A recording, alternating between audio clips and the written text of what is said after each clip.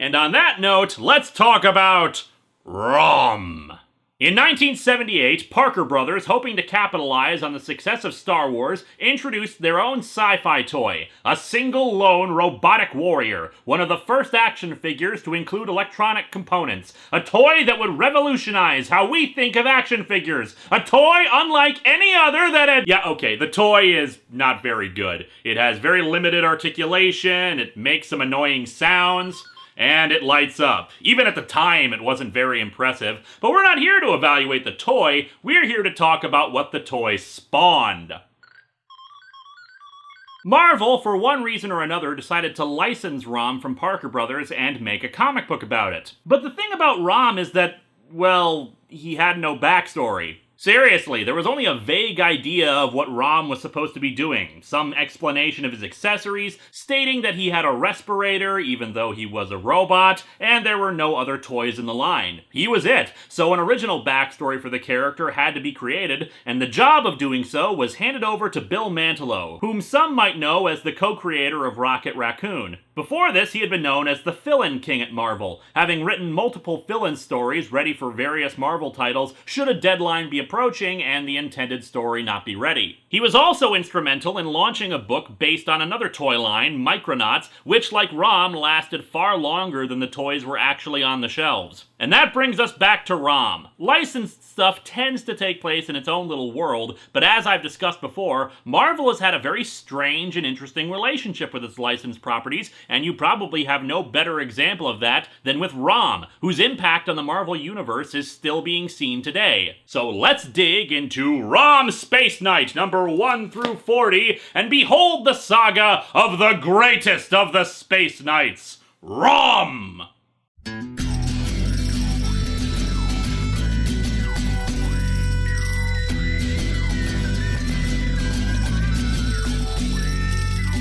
Welcome to Atop the Fourth Wall, where bad comics burn. Linkara's gonna teach you all a lesson you won't learn. Brodsky, you're not the smartest. Life out, you're not an artist. Anyone who's had a bad comic published, it could be your turn. Linkara, he's a man punch, wears a birdie hat. Linkara, he has a magic gun. Where'd he purchase that? Linkara, coins, robots, Amazons and trucks. Linkara,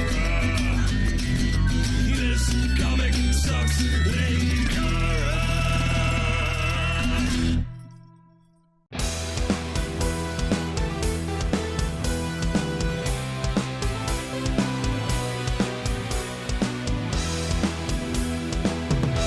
Obviously, when I'm looking at 40 comics, I can't look over all the covers, but take a look at the first issue's cover. ROM, tall as life, shiny metal all over the place, aiming his weapon, tons of terrified people. This is beautiful and captures the book awesomely. As with so many works of science fiction, naturally it begins with ROM landing on Earth in a fiery explosion. A woman, Brandy Clark, almost runs him over, not that ROM was in any danger, since he just effortlessly picks up her car and puts it back down again. When she gets out of the car to talk to him, he does something a bit unusual. Your clothes, your vehicle, give them to me. He pulls out a device from subspace, aka his ass, which is some kind of energy analyzer. He shoots it at her, and while at first you would think that this means she's the opening kill of a horror movie, all it does is reveal that she is in fact human. He flies off to continue his quest, with Brandy following after him in confusion about what the hell just happened. When ROM reaches the town of Clairton, he's naturally greeted with a lot of surprise by the citizens. It's some kind of robot monster! To be like the human, to laugh, feel, want. Why are these things not in the plan? He quickly uses the energy analyzer on a group of people, identifying that 2 of them are not what they appear to be. He then takes out his neutralizer and shoots the 2, seemingly disintegrating them. Everyone flees in terror except for Brandy again, who's confused why he would kill 2 people at random but not her. While a bunch of suspicious people call Washington, D.C. to inform them of ROM's arrival, ROM takes Brandy to the outskirts of the city. His translator unit is finally functioning, and he explains that the people he killed were not humans, but his enemy, the Dire Wraiths. Listen, woman of Earth, and perhaps you will understand after I tell the legend of the Space Knights. Now this is the story all about how my life got turned upside down. ROM comes from the planet Galador, a peaceful spacefaring race with an armada of ships. They had never known war, and since they had always been met with friendship, they never suspected anyone would wish them harm. Then again, I'm not sure why they wouldn't expect some worry considering they're all dressed like pirates. The Armada arrives in the Dark Nebula, home of the Dire Wraiths. We don't see what they look like in the first issue, owing to the dark nature of them, but what we do learn is that they have a combination of science and magic at their disposal, with military sorcerers able to unleash powerful spells in combination with their ship's enormous firepower. A few ships managed to escape the attack only because it seems the Dire Wraiths were scared of even one of their own creations, the Deathwing. Oh, so that's where Deathwing from the Teen Titans came from. See, I'm connecting the dots to my last massive retrospective. I can do that, and people scoff at my theory that all bad comics can be traced back to Countdown. However, the Dire Wraiths weren't done yet. They had plans of conquest for Galador, whose citizens realized that they need to do something to combat this threat. Unfortunately, since they don't have a formal military, they're kind of screwed on possibilities. Except one really kind of stupid idea. Volunteers can sacrifice most of their biological components and become cybernetic soldiers with unique weapons to combat the Dire Wraiths, the Space Knights. And simply equipping these weapons to your ships wasn't an option because all the Space Knights were equipped with different weapons and abilities. ROM in particular had superior strength and power. He was one of the few who survived the initial battle and dealt the killing blow to the Deathwing, and thus he was heralded as the greatest of the Space Knights. For a peaceful people, though, the Galadorians apparently have a bit of a vengeful streak, since ROM declares that their mission isn't over until they destroy the Dire Wraiths within the galaxy. Thus, the Space Knights are sent out to hunt down the Wraiths. ROM has traveled for 200 years in search of them until he arrived on Earth. Which is why he didn't try to use his translator as soon as he landed. He's probably pretty groggy after 200 years of listening to staticky AM radio across the universe.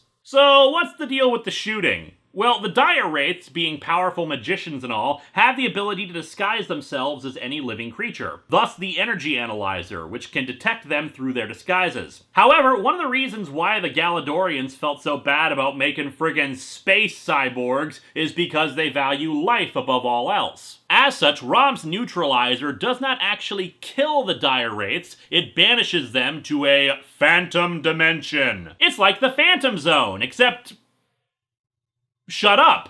Brandy is naturally a little hesitant to believe all this, especially since all she could see was two people she had known all her life die horribly in fire. Only ROM was able to see them reverting to Dire Wraiths when shot. Which would make this whole thing really awkward if it turned out someone had just been trying to install an update patch to ROM's cyborg eyes and they accidentally screwed them up.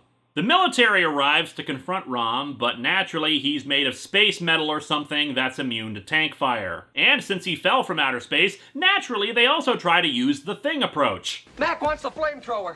Mac wants the what? That's what he said, now move! I have flown near the stars, humans. Your pale, pitiful fire cannot harm me. I stay crunchy even in milk. ROM is able to dispatch his attackers and fly off, having convinced Brandy at least of the truth. Unfortunately, the Wraiths are now aware of his presence on Earth, and thus begin spreading the word to all their agents. If there's one real problem with the first issue of ROM, it's the writing style of the time, which pretty much reveals that ROM is a good guy in the narration captions. Instead of letting us be drawn into the mystery of ROM and learn at the same time as the other characters, it's spelled out for us that he's the good guy. Naturally, ROM's quest to fight the Dire Wraiths is the storytelling engine for the series, utilized right away in the next issue where he interrupts a robbery at the Laserium Corporation to banish a Dire Wraith, who naturally spills the entire plan of the Wraiths, bringing as many of them still wandering in space to Earth where they can regroup, infiltrate powerful institutions, and use the resources of Earth to build new weapons that they'll use to try to conquer Galador again. Not a bad plan, of course, especially since with as many times as Earth is invaded by aliens, who would notice? A pity they suck at marketing, though. You'd think evil space wizards would come up with a better name than Laserium.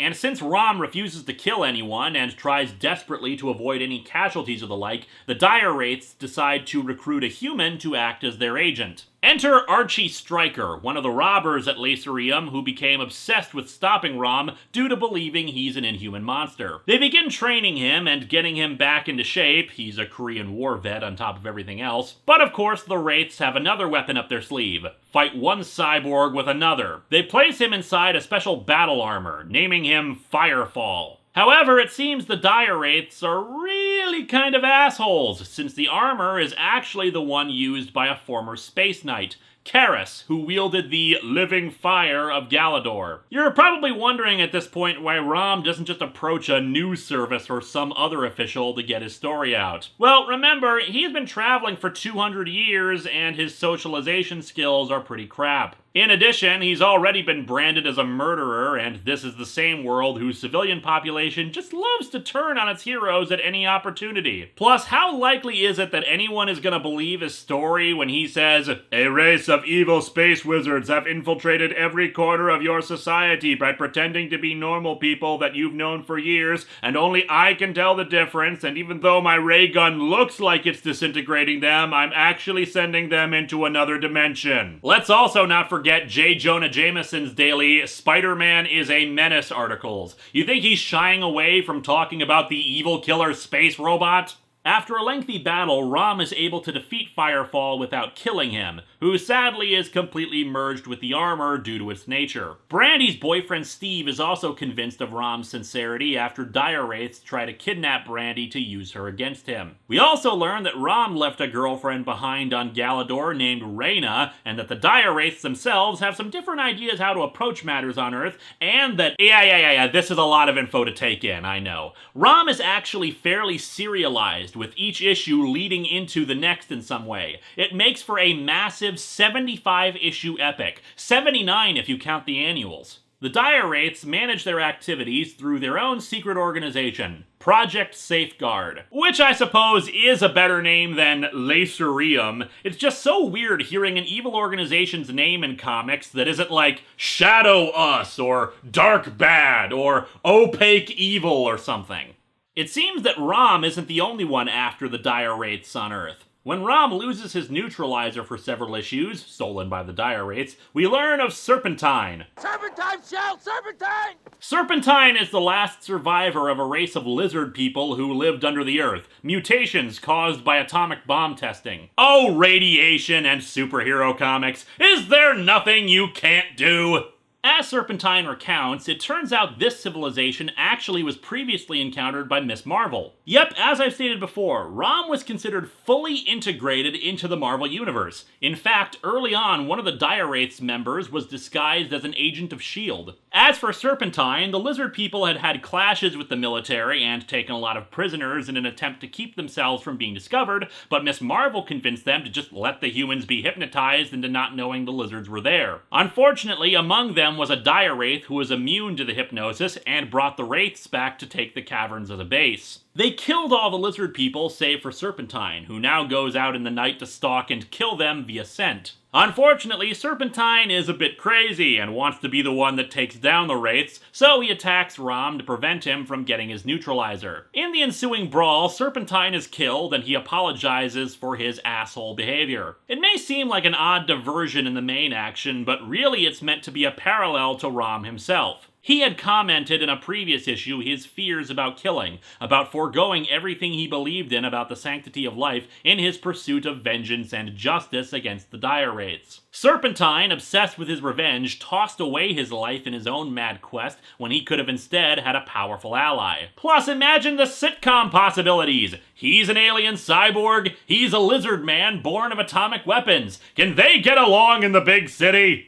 ROM heads to Washington, D.C. to try to retrieve the neutralizer, but of course is captured by the Dire Wraiths. It seems there's a bit of a schism with the Wraiths, particularly when it comes to generations. The Elder Wraiths believe more strongly in magic and sorcery, while newer generations believe more in science as their greatest weapon to use in conquest. They're all still evil, it's just that they have their own internal struggles and power dynamics as a culture. It helps to flesh them out a bit. The Council of the Firstborn orders ROM killed and his neutralizer destroyed, fearing what could happen if they escape. But the lead scientist, Sister Sweet, wants to study them so as to free the Dire Wraiths trapped in the Phantom Park or whatever, as well as develop new weapons against them. However, it's a moot point anyway, since Firefall is also being held in the base and manages to distract the scientists long enough for ROM to free himself. Firefall is still pretty sad about being trapped in the Space Knight body, but ROM says that scientists on Galador do have a method of separating the armor from the human host,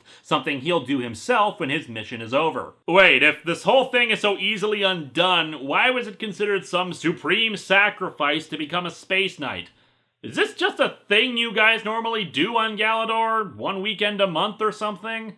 Firefall sacrifices himself to free ROM's neutralizer, but things don't exactly go well from there. To further the ties to the Marvel Universe, ROM's departure from Project Safeguard is impeded by the superhero Jack of Hearts. Jack is not exactly an A-list hero, but he was a member of the Avengers for a bit. He manages to overload ROM's circuitry in space, causing him to go into a kind of stasis lock to protect his body before crashing back to Earth again, though with amnesia. As you usually do. ROM keeps crashing onto Earth and reenacting science fiction tropes. What's next? He's gonna crash onto Earth and have to fight some shape-shifting monster? Oh, wait. Meanwhile, a reporter who had been following ROM's activity and taking photographs, named Ace O'Connor, discovers that one of her photographs shows a Dire Wraith as the neutralizer is used on it. Unfortunately for her, her boss turns out to be a Dire Wraith, so she's quickly taken by them. However, it seems she left the negatives in the darkroom, where another reporter named Mac Kilburn finds them immediately afterwards and asks the boss if he can follow up on it. Oh no! Oh no! I could easily summon the other Wraiths again and deal with this guy too, but I won't for some reason!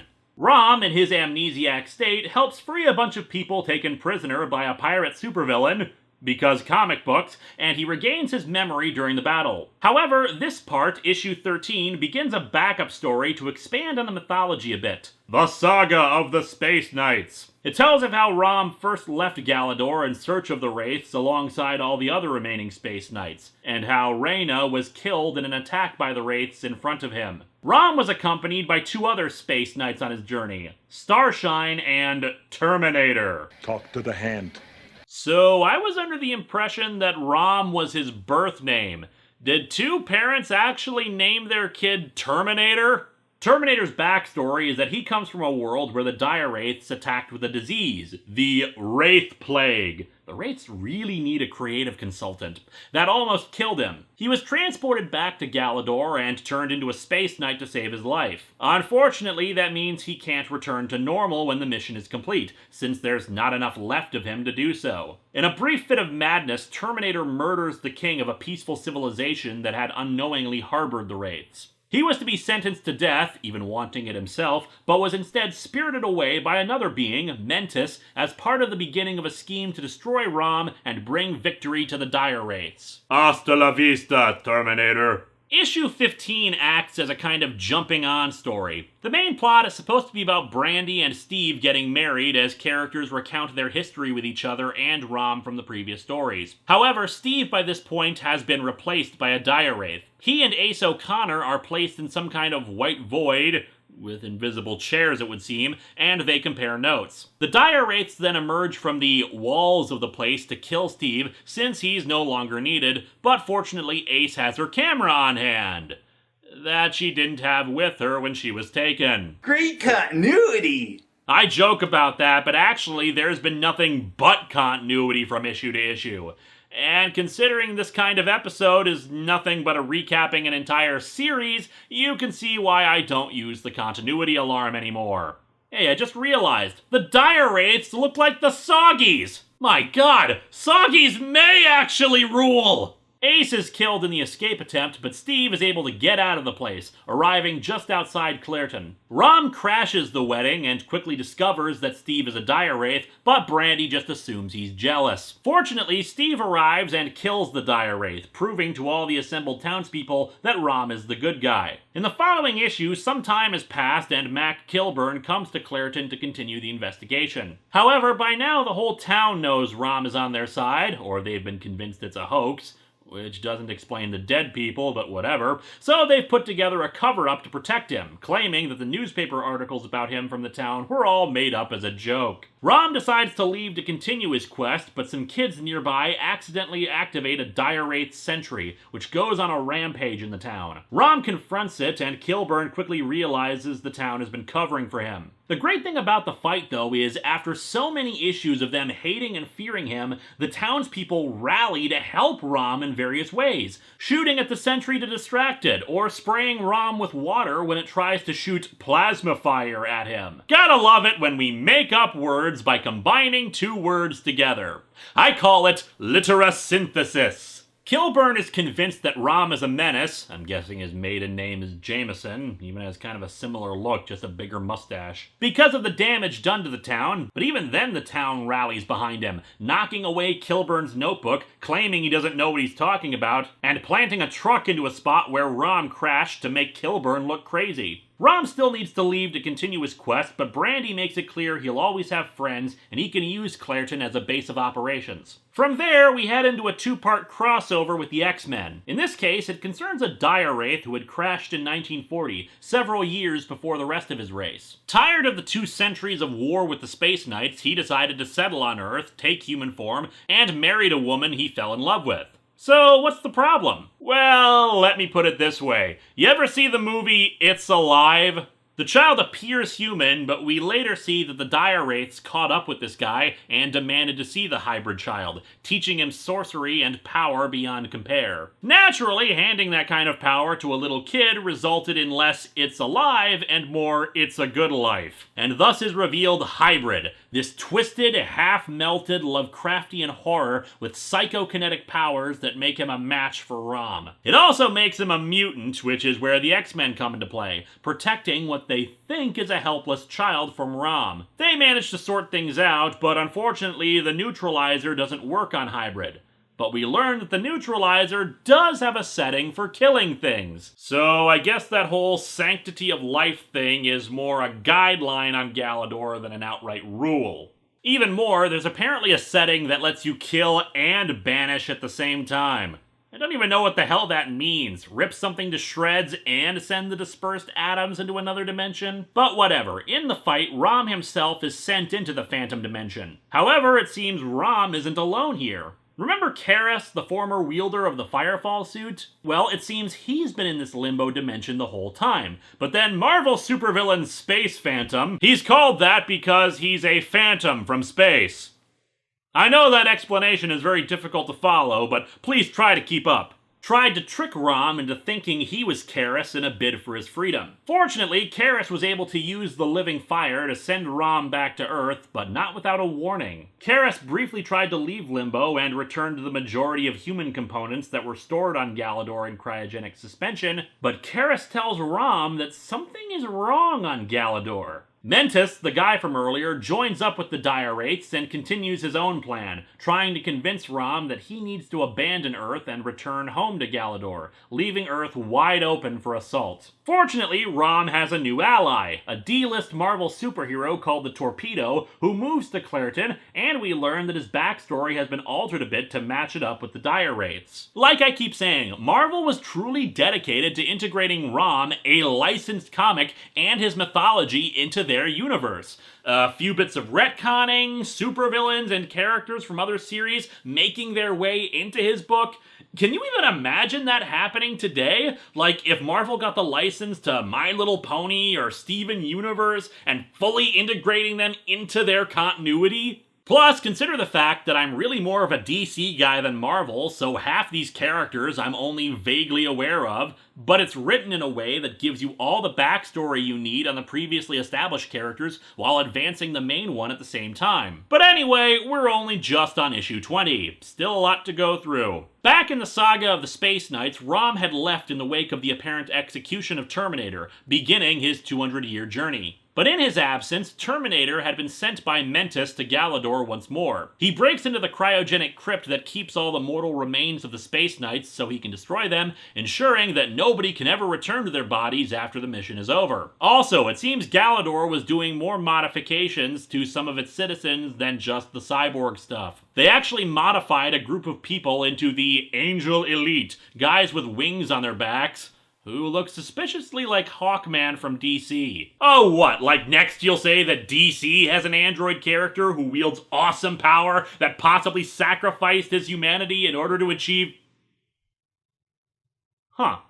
However, Terminator is able to resist the mind control over him just enough to not destroy the cryogenic chambers. However, he does steal the casket containing ROM's human bits and brings it back to Mentis. ROM heads to New York to contact the Fantastic Four, hoping they can help him get back to Galador, since otherwise it'll take him another 200 years to return on his own power. But in the process, encounters Luke Cage and Iron Fist in a crossover with their comic. Naturally, the words "Sweet Christmas" are indeed uttered, but no smoking-themed supervillains are fought. After finally meeting up with the Fantastic Four, ROM explains the whole story. Since they already have experience with the shape-shifting Skrulls, the Four are inclined to believe the story and thus lend ROM a spaceship programmed to take him home. Speaking of, ROM has a brief encounter with the Skrulls in the next issue. In an actual nod to realism, we acknowledge the fact that ROM is neither a scientist nor a pilot, so he has no friggin' clue how to fly the ship. And of course, Reed Richards, being the most worthless scientist ever, didn't bother to give ROM a quick lesson of push this button to go. In issue 25, ROM finally makes it back home to Galador, but the homecoming is not what he or anyone else expected. Not only is Galador in the wrong place, but upon arrival, the citizens of the planet bow down to him as their lord and master. He's quickly attacked by another ROM, one that the energy analyzer clearly identifies as himself. And indeed, it's quickly revealed what happened. Mentis grafted the lost half of ROM's humanity onto Terminator and transformed him into another ROM. So, who is Mentis? Well, the leader of the Galadorians, who we've seen multiple times during the series, is called the Prime Director. After the Director began the Space Knight program, he felt kind of bad about the fact that so many of Galador's youth sacrificed their humanity while all he did was sit in a big chair all day. You know it's science fiction because it's a politician who actually gives a crap. He decided to create a new suit of Space Knight armor, but instead of bringing it to life through his body, he tried to animate it with his own willpower. Thus, no Galadorian would ever have to give up their humanity again. Unfortunately, it turns out that he accidentally created it using the evil side of his personality. So, willpower is evil? I mean, I know the Green Lantern Corps can be assholes sometimes, but wow! And thus Mentis was born. He faked the Prime Director's death and had Terminator, as ROM, come to Galador and declare the Wraith War was over. Naturally, the line of succession on this planet goes to, a Space Knight. Much like how in America, if the president dies, the job is given away to any soldier who just happens to be around. Or maybe it was an election year and nobody wanted to try to oppose ROM on the ticket, I don't know. Other Space Knights have returned since then, and been quietly eliminated before they could tell anyone the war was still happening. Mentis' ultimate plan is to surrender Galador to the Dire Wraiths if they will serve him. For anyone evil enough to deliver unto them their most hated enemies deserves to rule them as well. There is logic in what he says. Things have gotten pretty crappy back on Earth, too. For the last several issues, a strange fog has been rolling into Clairton. Of course! Silent Hill is controlled by the Dire Wraiths! It all makes sense! The fog has been taking over people in the town, making them subservient to its will. We later discover that it's Dire Wraith's sorcery, and eventually even Brandy and Steve succumb to it, everyone being herded into an old mine shaft as hostages while the Dire Wraiths take on the form of the entire town to await Rom's return. Also, Torpedo gets his costume in between issues, even though the Dire Wraiths have been trying to steal it from him for several issues, and the fog would have allowed them to finally grab it. But hey, who can remember all the little details like that? It's just the reason why he moved to Clairton in the first place. What's the big deal? ROM frees himself and the Prime Director, and we learn that the other Space Knights who returned weren't killed, but rather frozen, thus allowing ROM to free them and resist Mentus. The battle begins, Mentus trying to bring Galador into the Dark Nebula, while ROM and Terminator face off. Fortunately, Starshine is able to convince Terminator that Mentus made him even less than human with his betrayal, so he rejoins our heroes. Welcome back to the ranks of the Space Knights, Terminator. You accept me, Rom, though for 200 years I have misled our people. Though I stand before you in possession of the humanity which you desire above all else. I know now why you cry.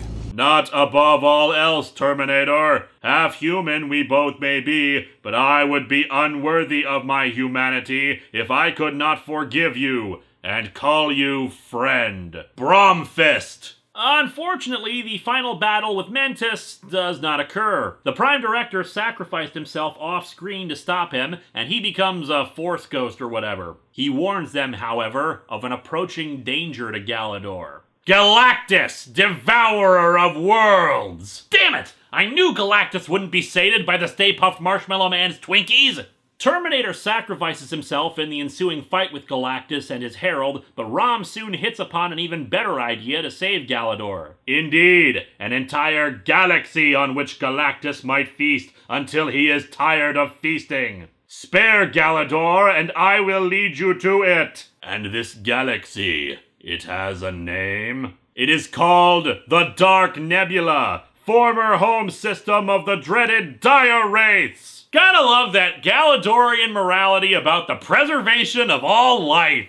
I joke, but it is kind of a stroke of genius when you think about it. The Dire Wraiths threaten everyone in existence, and frankly, their numbers are so great that ROM's task of trying to send them to the Twilight Zone or whatever is pretty hopeless. But this would be such a major blow that it might force the Dire Wraiths into peace or surrender. The Dire Wraiths get all their power from the Dark Nebula, so eliminating it would be ideal. However, ROM's plan is even better. It turns out that the Dark Nebula doesn't work under the same physical properties as the regular universe. Wraithworld, the planet ROM directed Galactus to, is just as corrupting and hungry as Galactus himself, its own power attacking and eating away at him and his devices. ROM figured this might be the case, which meant only 4 possible outcomes. 1. Galactus would devour the Dark Nebula and leave Galador alone, and end the Wraith threat. 2. The Dark Nebula would destroy Galactus, ending the immediate threat to Galador, and give them time to plan their next move.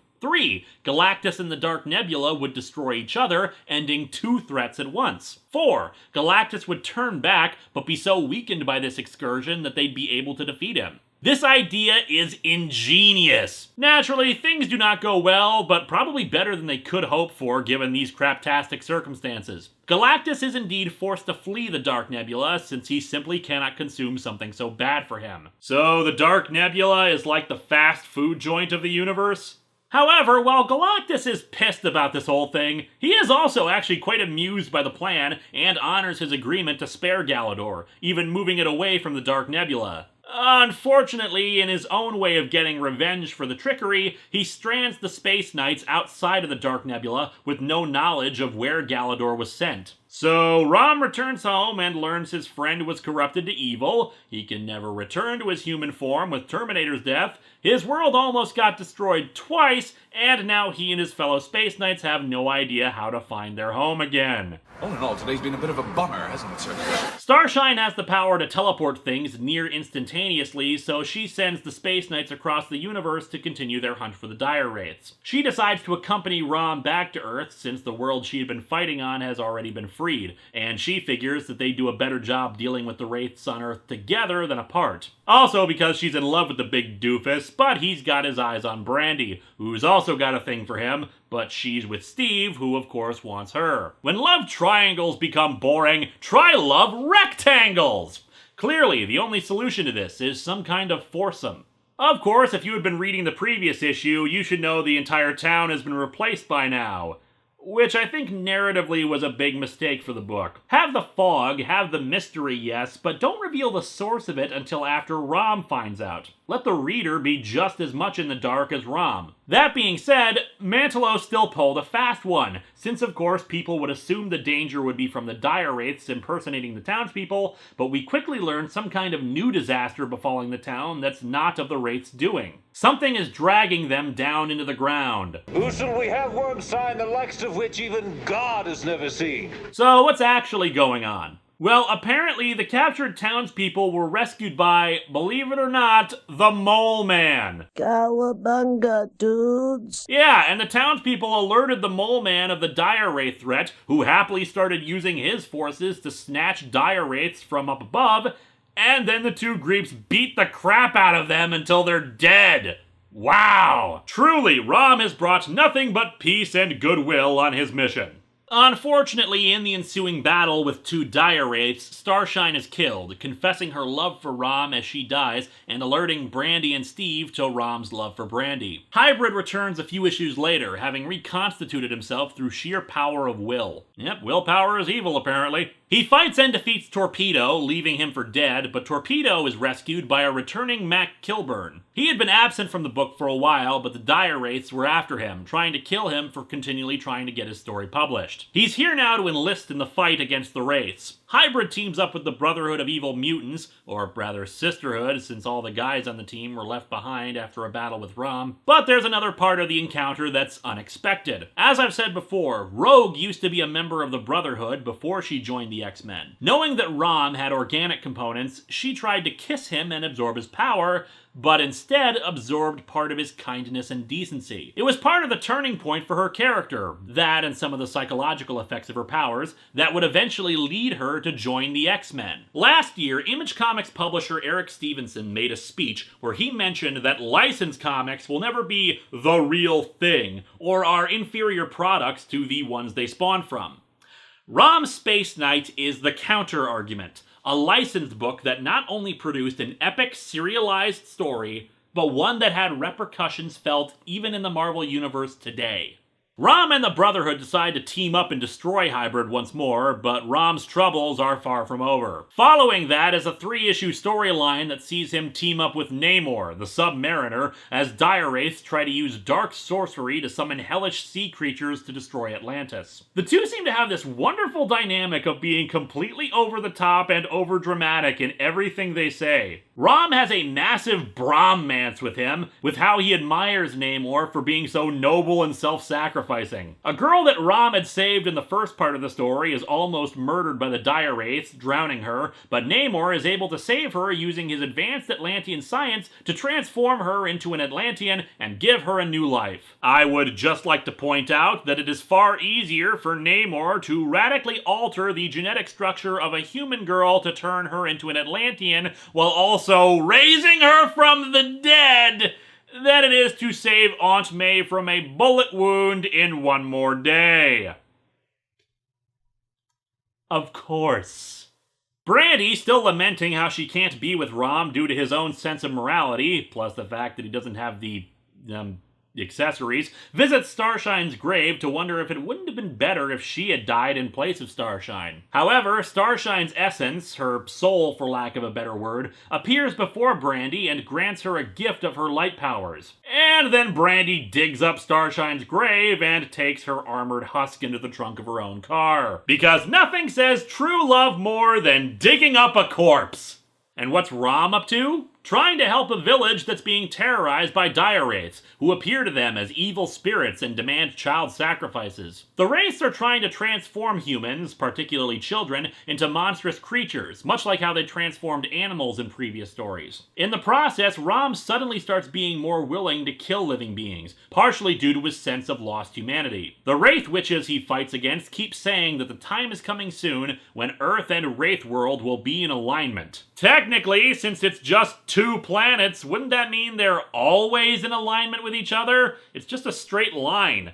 When the 2 worlds are in alignment, and because of that alignment, their magics will be at their most powerful. Of course! Don't you know anything about science? ROM has yet another encounter with a lesser-known Marvel hero, and another born of a licensed story. Shang-Chi, Master of Kung Fu. In the Marvel Universe, Shang-Chi is the son of, I kid you not, Fu Manchu. And yes, this character was invented in the 70s, so it is entirely likely that drugs were involved with comic book writers at the time. After Shang-Chi interrupted a dire wraith ceremony to resurrect the spirit of a dead girl inside of her skeleton, I expect at least one ROM story is going to end up on Longbox of the Damned this year. He travels to a London museum on a hunch regarding an Egyptian mummy named Carissa. According to legend, a star fell from the sky, revealed as a chariot containing a bizarre creature that changed its shape into the little girl Carissa. The pharaoh interpreted this as a gift of the gods to grant him a daughter he never had. The pharaoh's priests resented and feared her because of her mastery of dark and arcane arts that was superior to their own. And who here is shocked to hear about people practicing demonic dark sorcery from the most evil force that threatens us even today,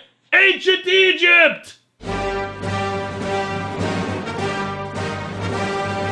Really, though, the priests had other reasons to fear Carissa, frankly, because of the other things she clearly did to them. Why are they white? What? I mean, they're Egyptian, right? Why are they white? After the pharaoh died, Carissa took over, and despite her own powers, the people rebelled and forced her mummification. According to legend, she's supposed to rise again. This kind of story is actually pretty common in science fiction, the alien who landed in ancient Egypt, so I'm not surprised ROM did their own spin on it, given all the other tropes they did their take on in the book. Interesting to see the dire wraiths landing even that far back. Both Shang-Chi and ROM tail a group of wraiths into the museum who hope to resurrect Carissa, who was apparently an infamous dire wraith of much power. Naturally, this leads to our heroes fighting mummies, statues, and other fun things during this night at the museum. Eventually, Carissa is decapitated by Shang-Chi since the growing cosmic alignment and her connection to several children under dire wraith control made her immune to ROM's neutralizer. Issue 40 brings us to the night of the alignment itself, where the dire wraiths continue their sorcerous plotting with children by using a literal Pied Piper to grab hold of several children for their plans. Meanwhile, some new supervillain named Dr. Dread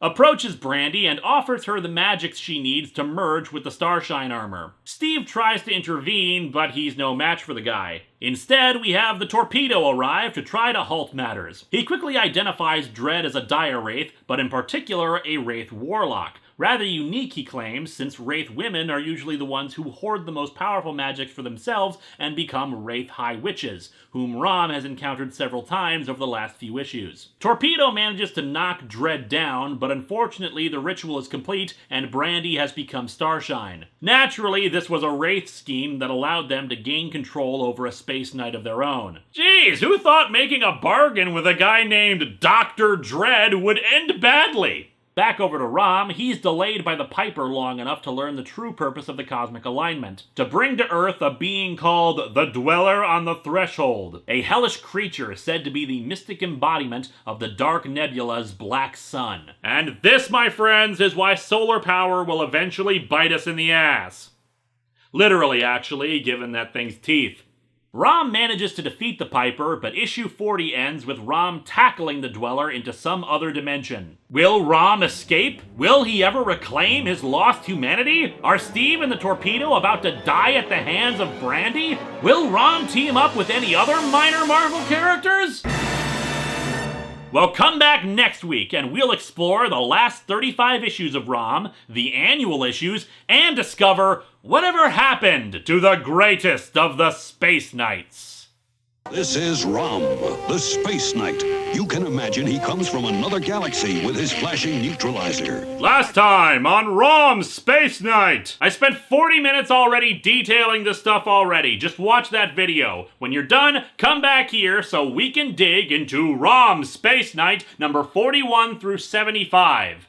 Before we continue on with the cliffhanger of last time, let's first take a brief look at one of the ROM annuals. There are a few places, continuity-wise, where this could take place, but it is at times kind of difficult to be certain because of the serial nature of the issues. Basically what happens is that ROM, on the trail of a large area of dire wraith activity, comes across a group of children who have had a great deal of their life force absorbed by a being calling himself Stardust. The prologue seems to imply that he comes from some kind of sentient galaxy or star calling itself the Body. It's banished to the depths of space and naturally arrives on Earth. Seriously, does this happen on other planets too? Do we have a big sign on the other side of the moon saying that we have vacancies and low rates? Stardust starts attacking dire wraiths and absorbing them into its form, in the process actually defeating the dire wraiths' plan of jamming devices that would make them immune to detection from ROM's energy analyzer. ROM politely asks for the energy of the kids back, since he doesn't really give a crap if Stardust is killing dire wraiths, but Stardust refuses. There's also a backup story set 200 years ago, where ROM is betrayed by another Space Knight in a complicated gambit to learn the dire wraiths' secrets that ended with his death. That knight's name was Gloriole. Gloriole. I know you expect me to make some kind of joke out of that, but my brain is broken trying to think of something. I'm pretty sure it was completely accidental, too. Nobody caught this.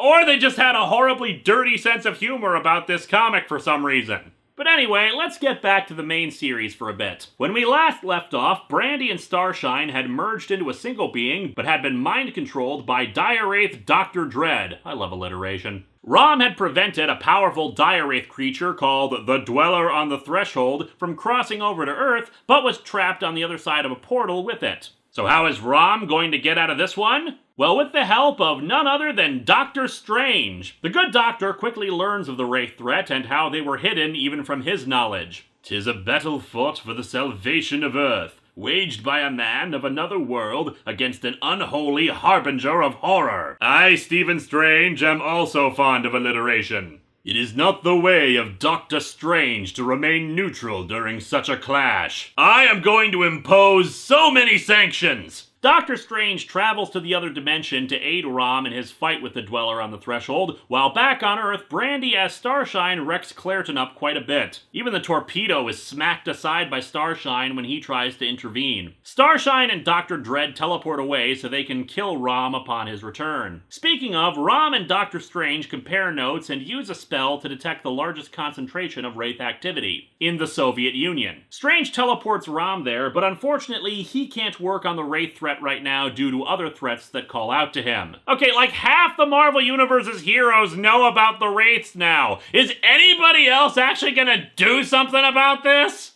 Unfortunately, one thing has been made clear from the last several issues, including the one right before this. ROM is miserable and desperate for his humanity again. The Dweller in the Threshold even almost succeeded in tempting ROM with a vision of his humanity. He finds a machine in the heart of the Wraith activity that promises to clone him a new body if he gives up his armor to the machine, and ROM accepts. The computer, Quasimodo, actually has a pretty long backstory spanning multiple different series, but I'll spare you the details. Basically, he's allied with the dire wraiths, and he indeed honors the bargain with ROM, giving him a human body again while he possesses ROM's armor. However, while Quasimodo is more than happy to say screw ROM, he also realizes that the dire wraiths might at some point declare him a threat, so he uses the neutralizer to banish them. ROM goes through a ton of emotions about the whole thing, happy at having restored his humanity, then wondering if he made the right decision, but ultimately feels that he's done enough. Plus, with so many of Earth's heroes now aware of the threat,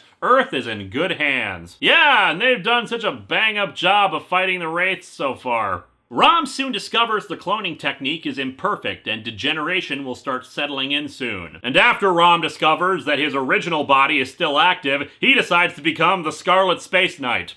Quasimodo, however, soon discovers he has nothing to celebrate, since Starshine and Dr. Dread arrive and attack, thinking he's ROM. Before Starshine can actually kill him, Quasimodo finally abandons the body. In his rage over what he's done to Brandy, ROM murders Dr. Dread and collapses in Starshine's arms. Starshine, now freed of the control, naturally has no friggin' clue how to put ROM back into his old body, but they're aided by a Soviet scientist named the Gremlin. The Gremlin, as it happens, is the son of the Gargoyle, the guy who fought the Hulk in his first appearance. Long story short, he learned that the Soviets are responsible for his father's death and wants the aid of the Space Knights in gaining his revenge. As it happens, my Clone Saga joke may be more apt than I originally thought, since indeed the clone is dying with a separate mind from the restored ROM. 2 ROMs? The original and the clone. Both exist now, for a time. No doubt Judas Travelwraith will be along soon to make really stupid experiments about this whole thing. Destroy the humans within the exoskeletal armor, Gremlin? Take from them their humanity as mine was stolen from me? No, that I can never do. Human life is too precious. I suppose you could argue ROM never actually killed anyone, since it was the clone who murdered Dr. Dread, but as I said last time, he did deliberately kill some dire wraiths already, so this attempt at maintaining ROM's morality doesn't ring true for me. Anyway, the clone dies and tells the two to embrace their love, since being alive, that is the greatest gift of all. But you are alive! I am a cyborg. You are a man! You are a man! The hell? After telling the Gremlin of the dire wraith threat, he suspects that they've infiltrated several levels of the Soviet government. And indeed, the Wraiths recruit a team of Soviet superheroes to fight them, including one that's basically just a half-man, half-bear. And dirty commie or not, you just have to respect that. After a brief battle, the Soviet superheroes soon realize that the Wraiths are their true enemy. The plan of the Russian Wraiths is to resurrect long-dead, extinct animals and unleash them on our heroes.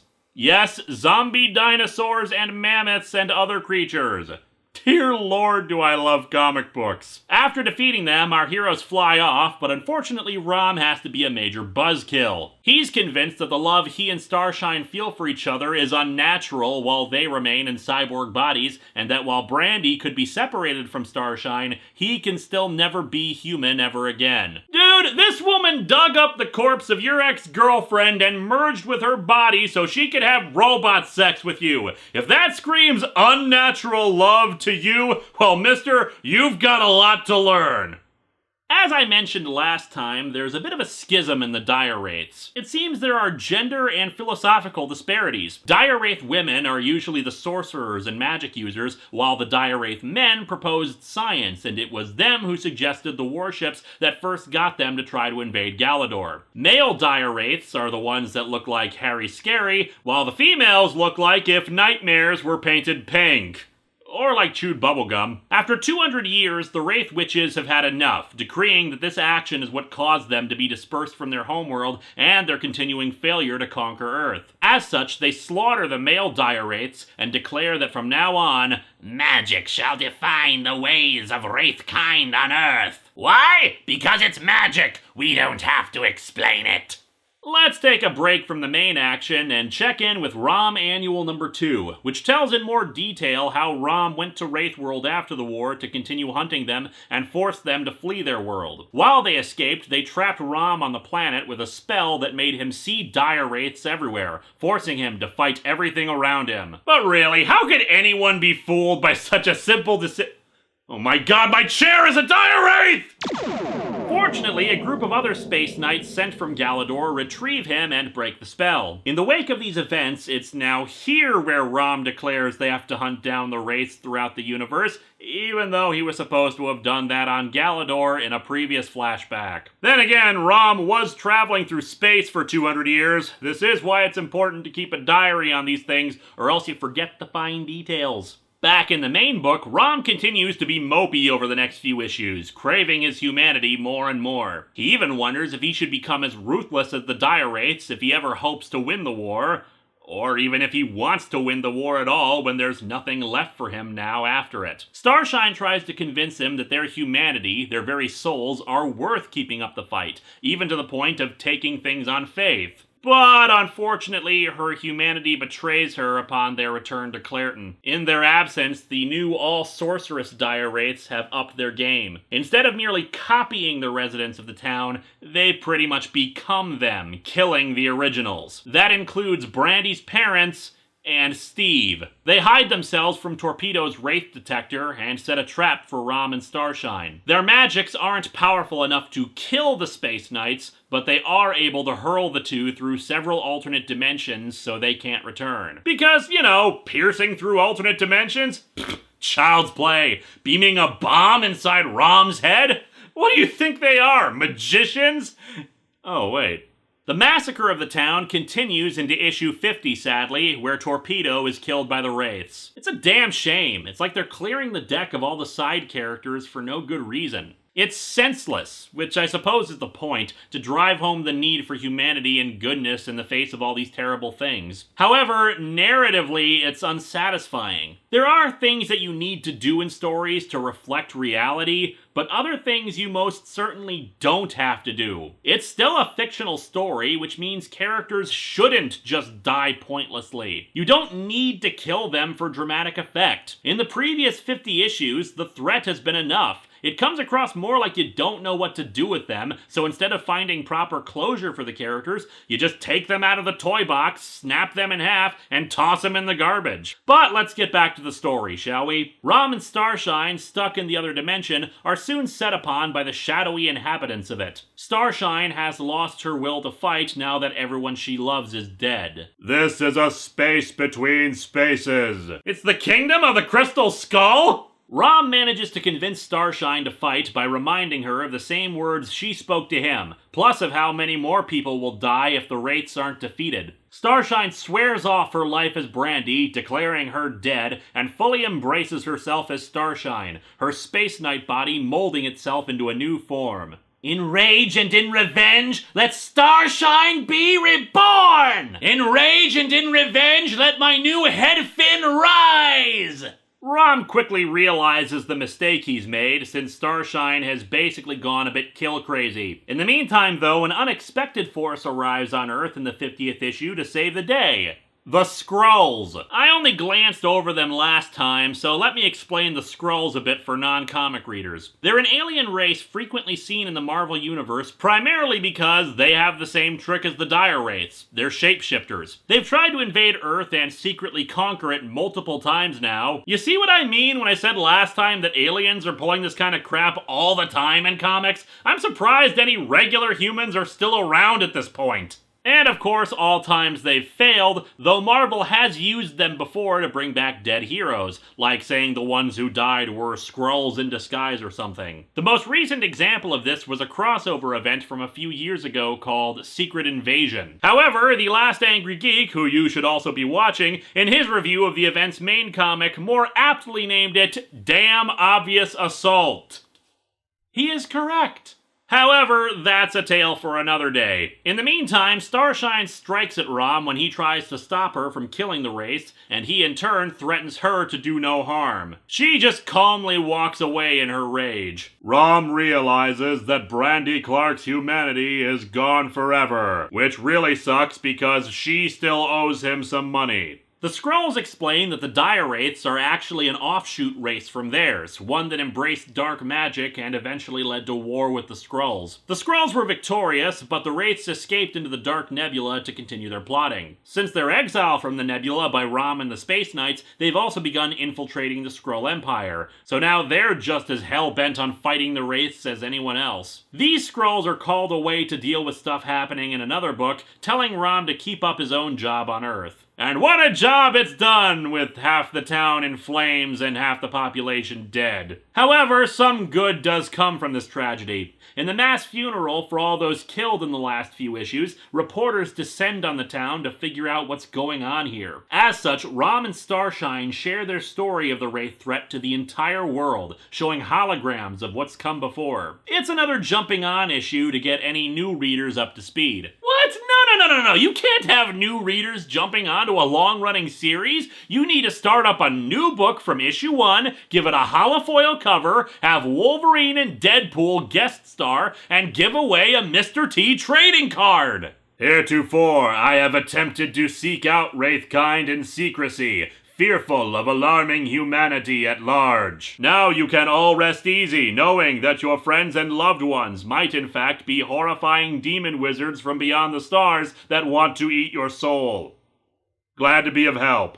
Unfortunately, in the wake of all this death and misery that has occurred recently, it seems ROM has had a change of heart and now intends to kill wraiths instead of banishing them. The tide has turned! The moment to be merciful has passed! Whereas before, I banished Wraithkind off Earth to the Shadow Realm called Limbo. Wait, Shadow Realm? The Dire Wraiths play Yu-Gi-Oh?! Also, I don't get it. It's frequently said throughout the series that death is preferable for the Dire Wraiths to being banished, since the Limbo dimension doesn't have anything for them to do. Now that you know the enemy is among you, will you yield your world to them, or will the Earth rise up and fight? Mail your answers to ROM Spaceknight, P.O. Box 495, Clareton, USA. The Dire Wraiths, of course, now realize that things have turned against them, and in issue 52, they answer ROM's call for war by going out into the open in total war with him and humanity. The army works with ROM as the Wraiths attack and devastate a small town on the eastern seaboard. In the wake of so many lives lost or destroyed, even Starshine's newfound anger seems a bit tempered. Aw, don't feel bad, guys. Why don't you go see Return of the Jedi, like that poster suggests? Or, you guys can watch a pile of bodies be set ablaze to avoid pestilence and disease on the battlefield. That'll cheer you right up, I guess. So, anyone want to call the Avengers or the Fantastic Four to see if they're up to helping us out? Maybe brute force? No? Okay. The government sets up Project Wraithwatch, working alongside ROM to pinpoint all Wraith activity on Earth and finally do something about it. The Wraiths counterattack by launching a full-scale assault on the SHIELD helicarrier, which of course is defended by the badassness of Nick Fury, but also lots of guys in yellow jumpsuits. It's actually a brilliant tactic by SHIELD. Not even the Dire Wraiths will shapeshift into something that awful looking. The Wraiths try to fight SHIELD using spells on the deck of the helicarrier, but this helicarrier has a trick that the Marvel Cinematic Universe version doesn't. It can go up into space.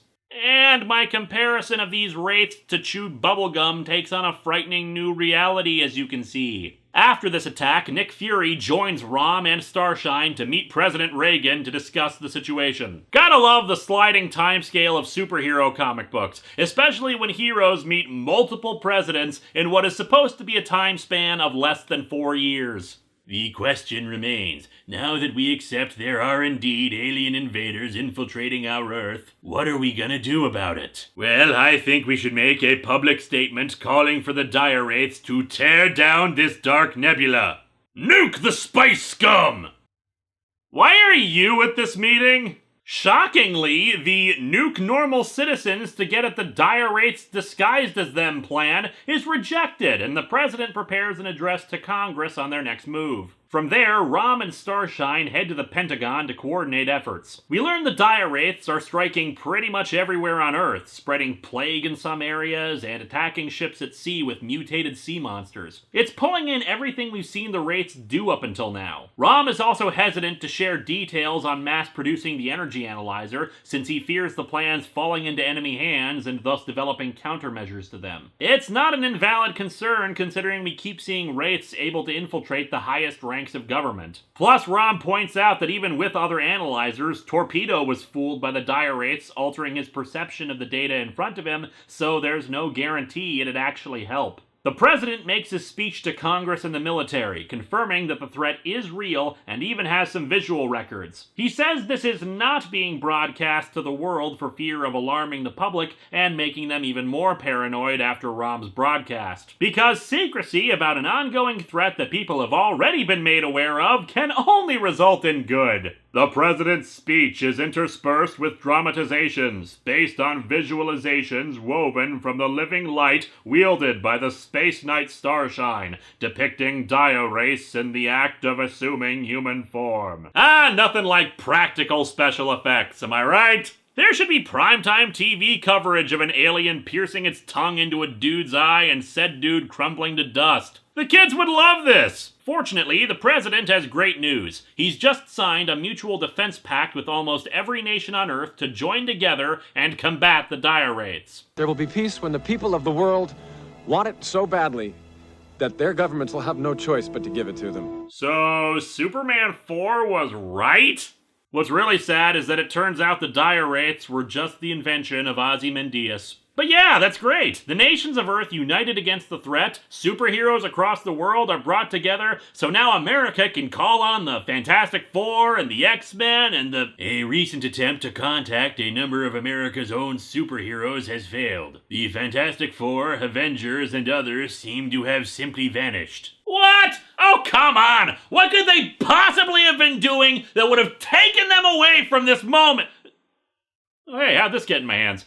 Yeah, it's actually kind of brilliant in that regard by having this revelation occur while so many big names are involved in the event comics Secret Wars. I mean, let's face it, these guys are heavy hitters, and if actively involved in the war, it'd be over fairly quickly. And considering they're trying to keep this information out of the hands of the public, it makes a neat parallel to the event. ROM 2 is engaged in a full-scale secret war.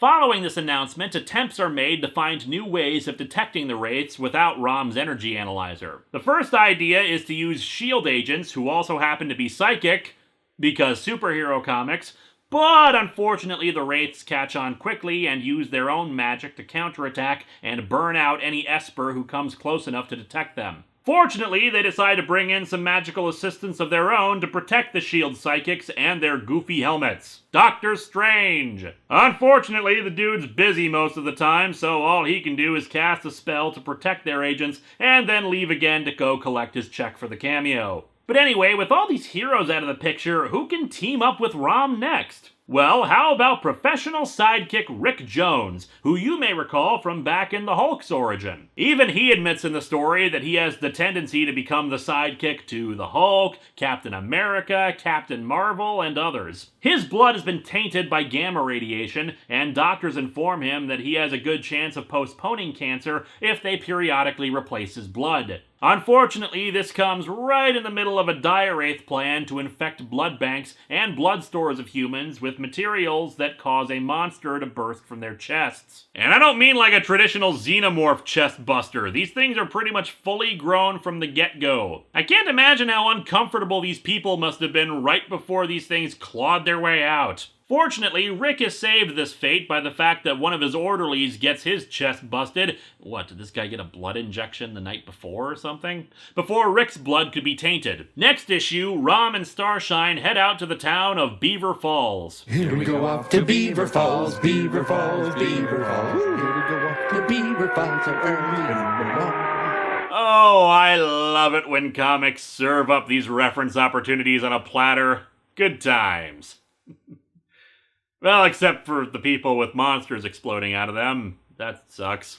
Beaver Falls is in Canada, and unfortunately the wraiths managed to flood an entire town despite the efforts of ROM, Starshine, and Canadian superhero team Alpha Flight. The purpose of the flood was to carry tainted water, cursed by a spell, into almost every section of Canadian soil, which I guess you can do with a single lake. I mean, how big can Canada be, really? Ant-Man soon arrives to help as well, although I should note that this is not Hank Pym, but rather another character named Scott Lang. At this point, Hank Pym had become Yellow Jacket, because Hank Pym changes codenames and costumes around so much you'd think they were trading cards, and Scott took over. The good news is that everyone is back from Secret Wars, so the Avengers have now been informed of the Dioraith threat, and they've apparently fought the Wraiths over in their own book. Hell, there's a lot of tie-in stuff going on. ROM even encountered the Hulk in a team-up book. However, we're not going to cover that since we're trying to focus on the main series itself. Anyway, by analyzing Hank Pym's shrinking formula, ROM and Starshine are able to shrink themselves with Scott to investigate what's going on under the Earth. There, they find ants mutated by the tainted water, and Rom quickly realizes what the plan is. The insects and small animals transformed by the water will soon be eaten by larger animals, tainting them, which will in turn taint humans who hunt them. It's not exactly instant world domination, but it's pretty clever. And this, my friends, is why I prefer my pesticide and chemically processed junk food over your so-called health food. Although, the weight loss might be worth turning into a horrible demon monster. Ant-Man is sent back out to warn the people, but he emerges from underground to find people already under attack by tainted insect swarms. Rom and Starshine, meanwhile, shrink themselves even further, hoping to stop the taint spell directly at the molecular source. Rom, I don't think you can banish quite enough molecules to make a difference. Ant-Man summons an army of flying ants to combat the tainted ones. My friends, you heard me! You came! We'll be fighting your relatives, fellas, but something's been done to them. Something evil. And unless we stop them, they'll swarm over the entire Earth until neither ant nor man is left to stand against them. So what's the word? Are you with me? Well, not exactly the St. Crispin's Day speech, was it? The Wraith taint spreads surprisingly quickly as even people in Canadian cities find themselves besieged by mutated animal life. Fortunately, Rom has a plan once they shrink down small enough to reach the Wraith taint itself. Destroying it won't do any good, since all it'll do is cure one ant. Instead, Rom decides to treat it like a virus, strengthening the ant's immune system against it. I'm pretty sure from the small amount of research I did that ant immune systems don't quite work like that, but whatever. The ant is able to create antibodies against the Wraith taint, which Rom then spreads via the taint's connection to all the other infected animals to kill it off and spread the cure as far as it can. And apparently ants can still indeed talk, according to this comic. You destroyed the evil within us, Space Knight, and made us whole once again. May your queen reproduce in generous quantities, Space Knight. We will ever stand ready to aid mankind in defending our Earth from the dire wraiths. We shall disrupt the picnics of any dire wraiths we come across. In the next issue, Rick Jones has a prophetic dream supposedly of Wraith World, but then soon sees Statue of Liberty. That was our planet! Starshine, in the wake of Rom being able to solve the Wraith taint problem without having to exterminate all the infected and even making friends with the ants, realizes that she's becoming the inhuman machine that Rom always feared he was, and that he's displayed more humanity than she has. And suddenly realizes how it's kinda crappy not being human anymore. Upon finding a little girl named Cindy, who shares the memories of a dire wraith who was killed while trying to replace her, our heroes soon learn of the greater plan. Why the wraiths have been trying to corrupt humanity so viciously. Why the massive taint upon the land and creatures. They're trying to turn Earth into a new wraith world. The story continues in ROM Annual number 3, where Hybrid once again reconstitutes himself in human form. He's taken in by a priest, and naturally kills everyone around him until Rom and Starshine arrive to deal with him. However, Hybrid separates Starshine from her armor, both to mock her and for his plans to breed and create more like himself. But with the assistance of Professor Xavier and the New Mutants, Brandy is able to banish Hybrid once again. Well, regardless of the circumstances, she is at least human again, for better or for worse. So anyway, it's time for the end of the world. Every single dire wraith on Earth gathers in the sky over a city and creates a star disk that pierces the sun and creates a black spot upon it that begins to spread out. The purpose of this is the World Merge, a spell that will absorb the sun and make it merge with the black sun of the Dark Nebula. In turn, Wraith World will merge with Earth, destroying all life upon it, but making it more than habitable for the wraiths. It's their final gambit. All the remaining wraiths on Earth have retreated to wait it out. Their only hope now is ROM's neutralizer. Earth needs more, lots more neutralizers, and all of Earth's super beings to wield them. Unfortunately, while ROM is willing now to let them duplicate it, it's just too advanced for them. Over in the X-Men books, one person was able to build a neutralizer, the Cyborg Forge. Unfortunately, resident Marvel douchebag Henry Peter Gyrick used the neutralizer on Storm, her powers are lost for a few years actually, and thus Forge refuses to trust the weapon in the hands of the government. Wait a second,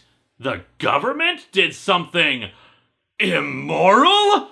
What a shocker, Forge! Where the hell have you been for the last forever? ROM goes to Forge directly to ask for his help, but he still refuses, fearing its use in the wrong hands. ROM is optimistic about human nature and the inherent goodness of people, but Forge is more cynical about it. However, when dire wraiths attack outside his base to try and lure him out, ROM shows him the folly of denying help to humanity, and he swears to assist. However, instead of arming as many as they can with neutralizers, they instead make the next most rational plan.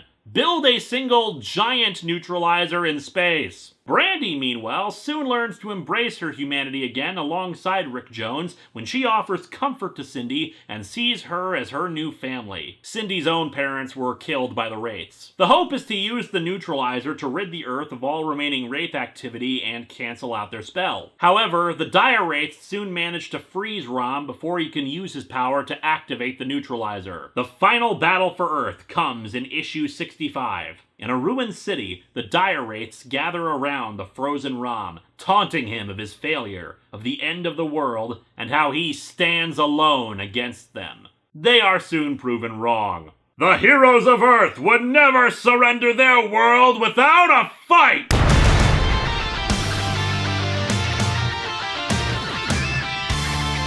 Yes, it seems Rick Jones and Brandy put out a distress call for the heroes of Earth to come to ROM's aid, and they all answered. And that, everyone, is why it's nice to be a professional sidekick sometimes. You make so many friends. And like with the Technus imperative, we see that an event doesn't need to have the death of characters in order to show how serious the situation is or to cause drama. ROM is not an event comic. Hell, it's a toy licensed comic for a toy that wasn't even being sold anymore. And yet, after 65 issues of ROM fighting alone, the stakes growing larger and larger, seeing the threat the Wraiths bring firsthand and the fate of the world unclear, we can see in this story something more awesome and glorious than half the big crossover event comics where heroes are slaughtered for no good reason, or heroes fighting each other, or the dark, dreary depression that comes with some of those tales. The superheroes of the Marvel Universe stand alongside ROM and fight a great evil. We're invested in these characters after everything they've been through. Emotional connection, a difficult journey, and a triumphant finale. That's all you need. Brandy frees ROM by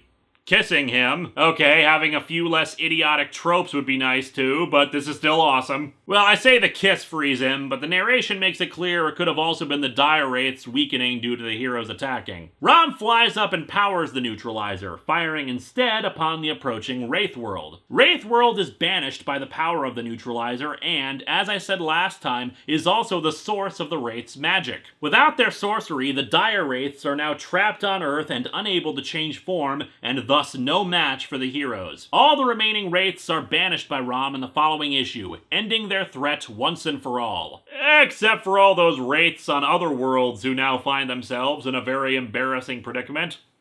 Well, sucks to be you guys! The assembled superheroes go their separate ways, declaring ROM savior of the Earth for all he's done. Although, much like in Man of Steel, calling him a savior while there's smoking ruins in the distance is kind of iffy. From here, ROM wants to leave since his job is done. Brandy begs him to stay and continue defending the Earth from threats, but he says he couldn't be happy here without his humanity to truly enjoy it. Brandy is distraught by losing her family and doesn't want to lose ROM too, but ROM reminds her that she's kinda started to get close to Rick Jones and Cindy, so maybe she could settle with him. You're gonna make me sing Love the One You're With again, aren't you?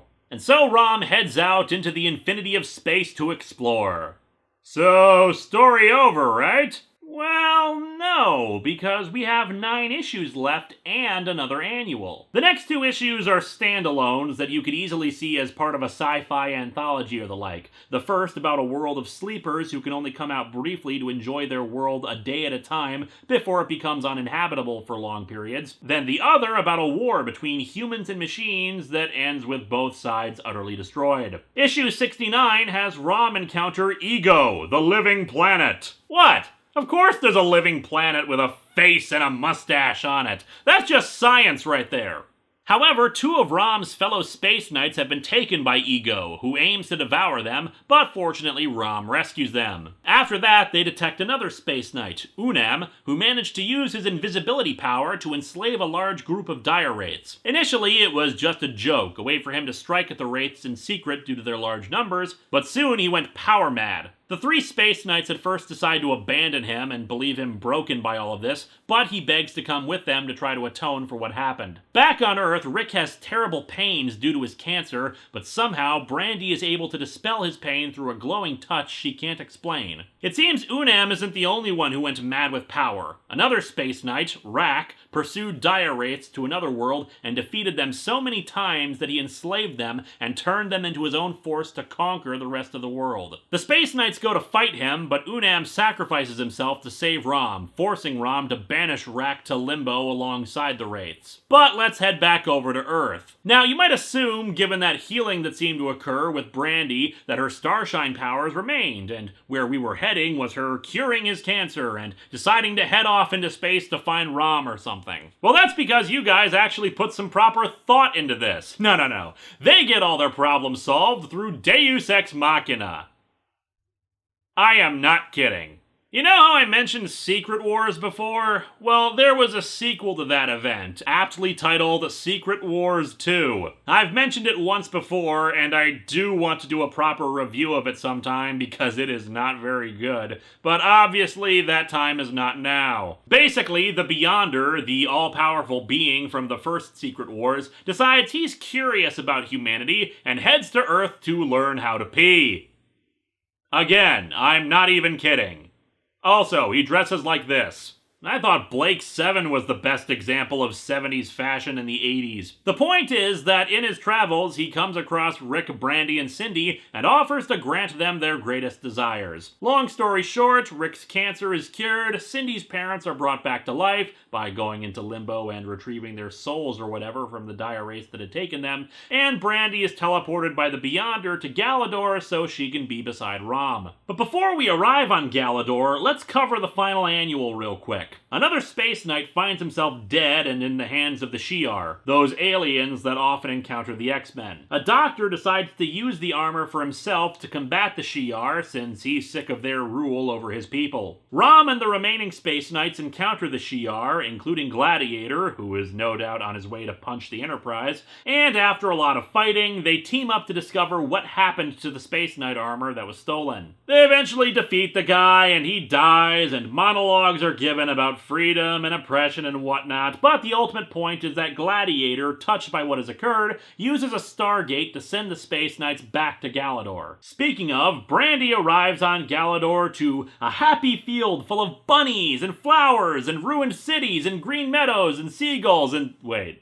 Yeah, seems a few things have happened in the last 50 issues or so. Brandy is soon attacked by, of all things, a Space Knight, who makes it clear that he's going to murder her. Brandy even wonders if Rom had been lying about everything he had said about Galador this whole time. Okay, Brandy, I know you're upset, but you friggin' fought a war alongside him against aliens who murdered your entire family. I think maybe you should get the whole story first. She finds the skeleton of an Angel Elite and its weapon, a Horn of Heaven. And indeed, the sonic vibrations from her friggin' battle trumpet disrupt the Space Knight circuitry. Plus, I'm also pretty sure she summoned Gondor. Humans emerge from the ground and kill the Space Knight, taking Brandy down into the underground with them. They compare notes, and we learn what happened. After Galactus sent Galador off to wherever, the citizens of Galador realized that without the Space Knights, they were virtually defenseless. They put out a call for a new generation of Space Knights,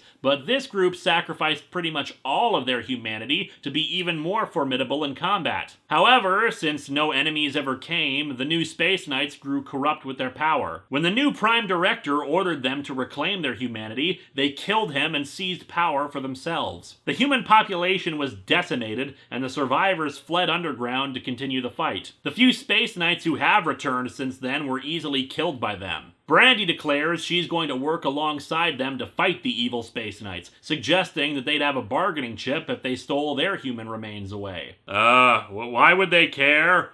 They clearly are all too happy to be evil cyborgs with superior strength and firepower. They manage to storm the cryogenic chamber, and Brandy makes the threat against the Space Knights. ROM and his party then teleport right inside of that same chamber. Welcome to Plot Convenience Playhouse! And the second-generation Space Knights declare that, indeed, they don't care about their humanity and destroy the cryogenic chambers with their own weapons. The evil Knights offer the returning Space Knights a chance to join them, or die! Well, clearly this is an epic cliffhanger with such a huge dilemma. I wonder how ROM and the other Space Knights, who have dreamt of nothing else but returning home and living in peace as humans for 200 friggin' years, will respond to such a thing. I bet they'll join them.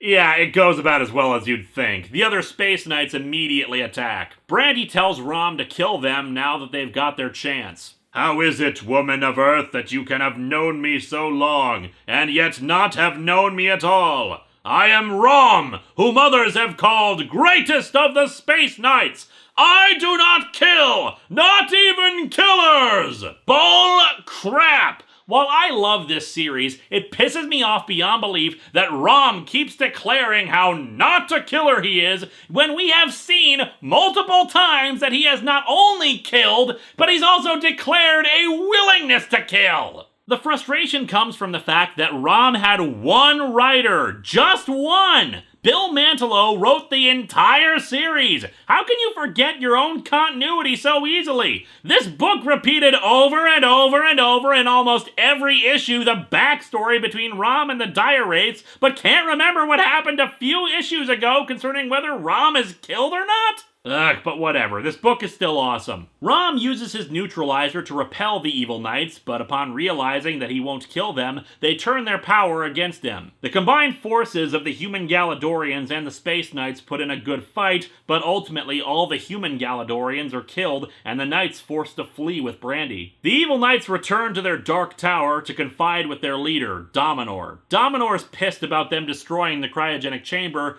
but he really can't argue with them when they say they don't want to go back to being humans anyway. They even suggest destroying Galador itself, since it was more suited for humans to live in than they as Space Knights. What exactly is ideal for you guys now? Does it really matter if you sit on a rock or a comfy chair? Our heroes detect another group of first-generation Space Knights seeking out Galador, and ROM wants to contact them, get them to join up and fight the evil knights, but the others figure there's nothing to fight for without their humanity. Brandy finally explodes about all of this, that they only seem to be willing to fight for personal reward, as opposed to just fighting for honor and peace and goodness. It isn't a great speech, but still better than Ant-Man's. We few. We happy few. We band of bugged. The knights head off to the Dark Tower to launch a surprise attack and use the communication equipment there to signal the knights in space, while Brandy remains behind to seek out some equipment to help them in the coming battle. Bye-bye, boys! Have fun storming the castle! The knights arrive, and once again we get ROM talking about discarding honor after all the crap they've been through. After we just had a speech about their honor! Of course. Anyway, the knights go off to make the signal and distract their evil counterparts, while ROM heads off to confront Dominor himself. Greetings, ROM.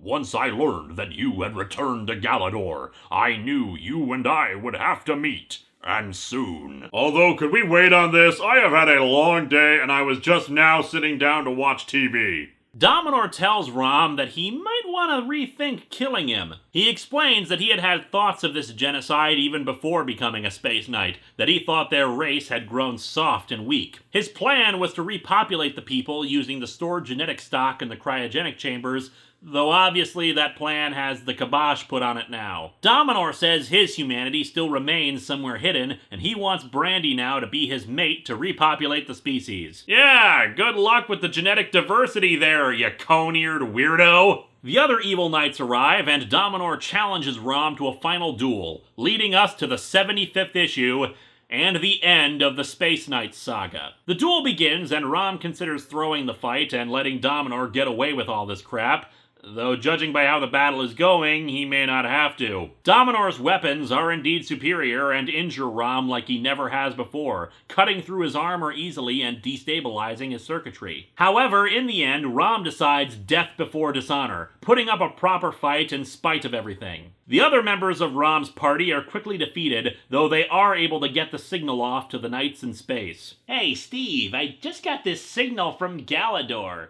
Oh god, it burns. Why? You probably just picked up an old reality show broadcast.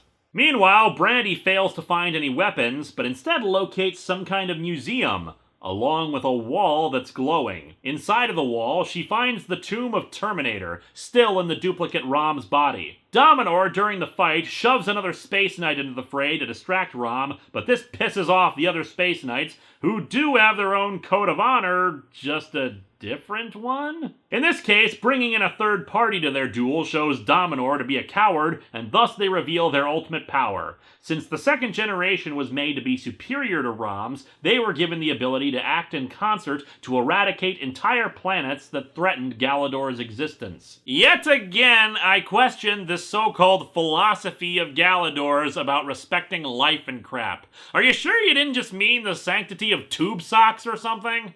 Unfortunately for them, it turns out that whole planet-busting ability was a big ruse. Dominor put that in as a failsafe in case they ever turned against him. All the other second-generation Space Knights just explode along with the tower. Whoops. Dominor suggests that they cease fighting and just work to rebuild their world, but Rom is just curious where the hell he stored his humanity so that the others wouldn't find it. The blind fools! It was right before their eyes, preserved in the base of my glowing throne! He means his toilet. Unfortunately, it seems that his throne and his body were destroyed in the explosion. Again. Whoops. With his dreams dashed, Dominor attacks Rom and demands he summon his neutralizer. He does so, and Dominor kills himself with it, unable to live without his dreams of rebuilding Galador. Brandy arrives with the remaining Space Knights, and a sphere containing Rom's humanity from Terminator's body. I had thought that my humanity died with Terminator when he was struck down by Galactus, but if it still exists... Wait, nobody bothered to check? How the hell did Terminator die then? And apparently it's really easy to reclaim your humanity. No surgery or anything needed. Rom just reaches out and touches the glowing ball containing his humanity, returning him to his human state. Rom and Brandy will try to repopulate the planet. Yeah, good luck with that, guys. Did none of you stop and think that just because you look human doesn't mean you guys are actually compatible? And the other Space Knights are A-okay with not getting their humanity back. They just want to defend their world to the best of their ability. Makes it easy! Also, were Rom's clothes in that sphere too? Weird. And so, Rom's Space Knight ends with Brandy and Rom walking off to repopulate the species. No doubt those bunnies in the corner symbolizing what's going to be happening soon. Despite a bunch of logical hiccups throughout the series, and in particular the ending, Rom's Space Knight is fantastic. Personally, while I enjoyed the idea of the second-generation Space Knights, I'm disappointed by Dominor as the final boss. I was expecting him to be revealed as someone else, but it never came. Personally, if I had written it, I would have made him turn out to be hybrid, having reconstituted on Galador instead of Earth. Dominor's eugenics and genocide talk matched up with hybrids anyway, and you could argue he figured becoming a Space Knight would make him superior to Rom, but that's just me. Now, before all of you go off seeking out trades and digital issues and Marvel's store of Rom, here comes the bad news. You won't find any issues of Rom, despite his importance to the Marvel Universe. Here's the deal. After Rom ended, Marvel never renewed the licensing agreement with Parker Brothers. And they still haven't. No one is entirely sure why no deal has been arranged, but Hasbro did file a trademark on the character in 2012, which led many to think he might be returning, but nothing has come so far aside from a little collector's toy. In addition, James Gunn, director of Guardians of the Galaxy, said that he wanted to bring Rom into the film too, but couldn't because of the legal problems. So if Marvel can't reprint Rom, why do I keep saying he's so important to the Marvel Universe? Wouldn't the creators just have ignored everything that happened in his book to avoid legal trouble from Parker Brothers or whatever? Well, here's the thing. Parker Brothers may own Rom, But they only own ROM. Remember, Parker Brothers had nothing to go on with ROM, just a robot toy with some vague descriptions of his accessories. Everything else about the character, his mythology, his supporting cast, the other Space Knights, the Diarates, everything about ROM that made him ROM was created by Bill Mantlo, who worked for Marvel. Thus, despite the fact that the comic was produced under a license, everything they created in the book, save for ROM himself, is owned by Marvel. And as such, the Space Knights and the Diarates have appeared multiple times in Marvel cosmic books. There was even a miniseries in 2000 about the Space Knights featuring ROM's two kids, although the planet's population was fully restored in that, so who knows. Galador did have other colony planets under its sphere of influence, so maybe a bunch of people moved back and helped rebuild. Ultimately, the triumph of ROM is in telling an epic space opera in 75 issues that touched on all too human themes of compassion, war, revenge, and what it truly means to be human. Regardless of my snark and my frustrations with the final arc and how rushed it felt, ROM's quest for peace will always live on. Let's hope that someday Marvel will be able to clear the legal issues and bring back the Wraith Slayer, the Silver Space Knight, and the greatest of his kind, ROM. Next week, we bring ourselves back full circle. For if ROM's toy was initially inspired by Star Wars, why don't we look back at how Star Wars itself began in The Star Wars #1. See you then. Hello and welcome to Atop the Fourth Wall, where bad comics burn. Patreon-sponsored review time again.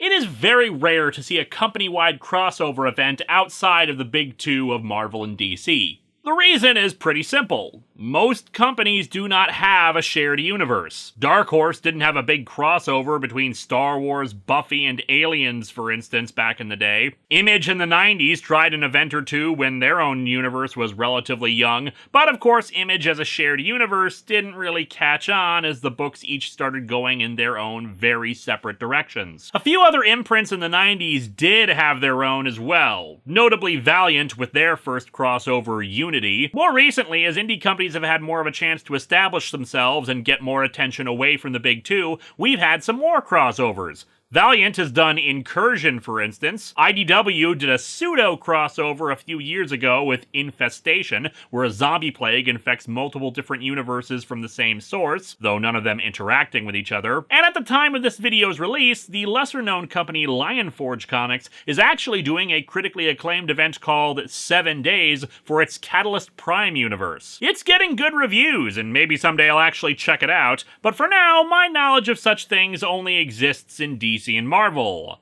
But then we've got our review today. With the success of the Marvel Cinematic Universe, Hasbro started dangling their feet in the idea of creating a shared universe with the toy properties they owned, like Transformers and G.I. Joe. Surprisingly, My Little Pony is not involved in that. And don't you dare tell me it wouldn't work! I can totally see Pinkie Pie battling monsters alongside Optimus Prime.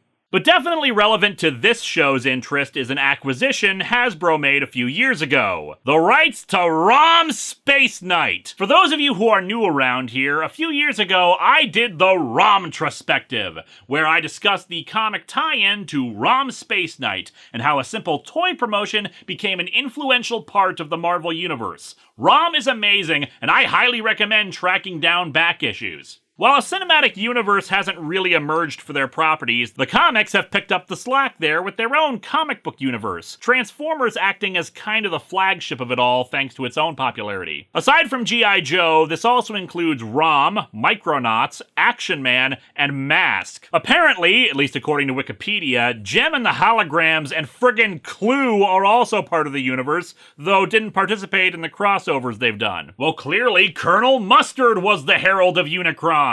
Pretty obvious in hindsight. As I've mentioned in a previous video or two, ROM relaunched its own comic book in 2016, lasting only about 14 issues and an annual. It was decent, followed the same basic premise of ROM on Earth hunting for the Dire Wraiths, though for legal reasons, since Marvel owns the rights to some parts of the ROM mythos, like his original homeworld and the Space Knights they devised, the book created its own original Space Knights, a new homeworld, and a different look for the Dire Wraiths, ROM's shape-shifting enemies. They also brought in what was only mentioned in the toy commercials, the Sol Star Order, that was the larger organization the Space Knights were a part of. The best part about the book is, despite now being set in modern times with more realistic dialogue for the human characters, ROM himself pretty much remained the same as his Marvel version. His speech patterns were virtually identical and true to the character. But now let's get to the comic itself. Admittedly, there's probably going to be bits and pieces that I'm going to get wrong, since my knowledge of stuff like Transformers and G.I. Joe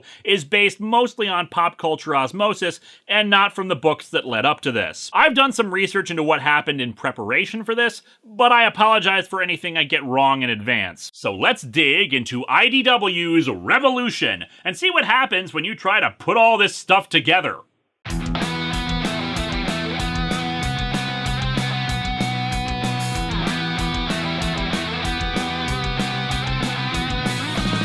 Reading from a trade, plus it's 5 issues, 6 if you count the 0th, so no looking at the covers. The 0th issue basically serves as a recap of events that led up to this point, so we'll just dive in, opening with a flashback to a group of masked soldiers out in the desert. This used to be our world. Then we lost it in the divorce. The two speakers lament the good old days, forming teams and fighting the good fight, even meeting with Action Man. A third person, G.I. Joe member Scarlet, identifies one of the speakers as General Joe Colton, aka the guy whom G.I. Joe was named after. The other individual, Mannheim, remains in the shadows as he briefs them on their current situation, the Transformers on Earth. They discovered that a mineral in the Earth, identified as Ore-13, could be refined into energon, although when manipulated in other ways is incalculably powerful. However, while they recognize the threat of Megatron and the Decepticons, they don't view the Autobots as saviors or allies, since they feel Optimus Prime didn't treat them as equals. Prime vanished and the Decepticons in the ensuing conflict killed almost 1 billion people. While Prime did come back and stop Megatron, his assistance in helping rebuild civilization was limited,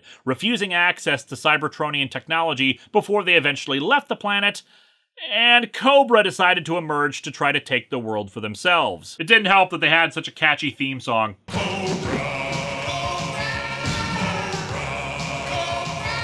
Nukes went off in Nanchao that exposed G.I. Joe's operations to the wider world, and made everyone distrust them. The Decepticons returned to Earth and made a deal with the Earth Defense Command, and with G.I. Joe gone, no one was around to mention what a terrible idea that was. Optimus Prime came back, again, supposedly to welcome Earth into the galactic community. But it was pretty much the Autobots annexing Earth. I am not here to rule you, but to help you on this path. I bring the people of Earth that which is the right of all sentient beings. I bring freedom. Turned out to be a big plot to spread cheap Cybertronian goods to an unsuspecting market and corner it.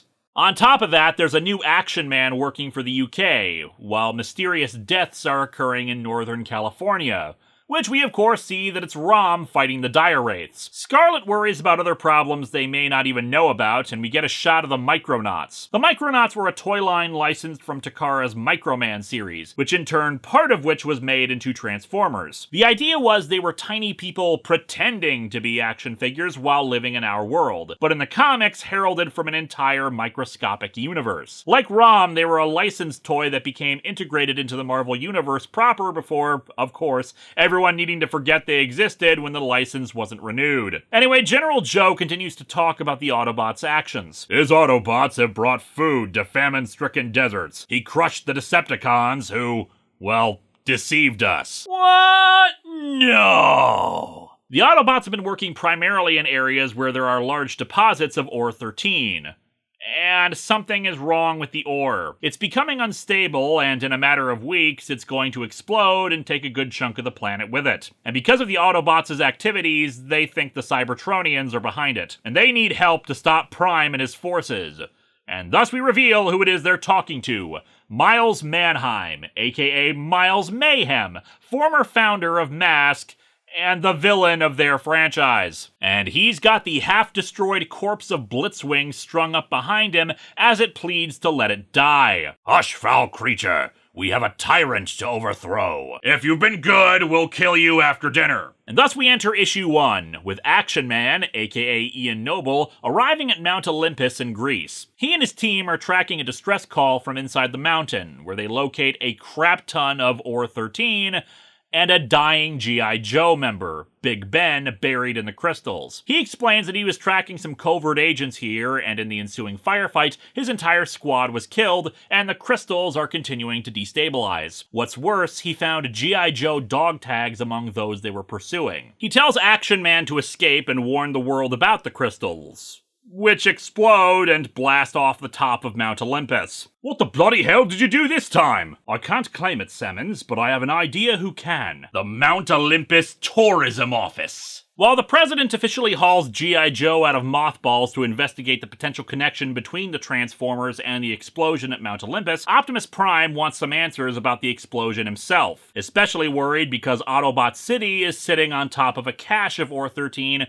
and if they don't know what caused the explosion, he'd rather it not happen again under their feet. Thanks to events in the Transformers book, Soundwave is actually allied with the Autobots and working with Prime, which is great news for me, because if you hadn't noticed from all the toys on the shelf, I'm kind of a fan of Soundwave.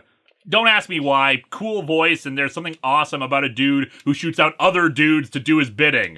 It's like Pokemon, but with giant robots. Soundwave reports that he detected a weird fluctuation in energy output from the ore prior to the explosion, but even if they detected it in time under the city, they couldn't evacuate before it exploded. What's worse, the energy signature was Cybertronian, so it's likely the humans will blame them for this. He dispatches Cup and Aileron to investigate, since they're the closest to Mount Olympus. Meanwhile, in Oregon, G.I. Joe prepares to launch an attack on some Autobots that are helping in relief efforts after a storm. Real American heroes, getting ready to assault the ones trying to help people. G.I. Joe!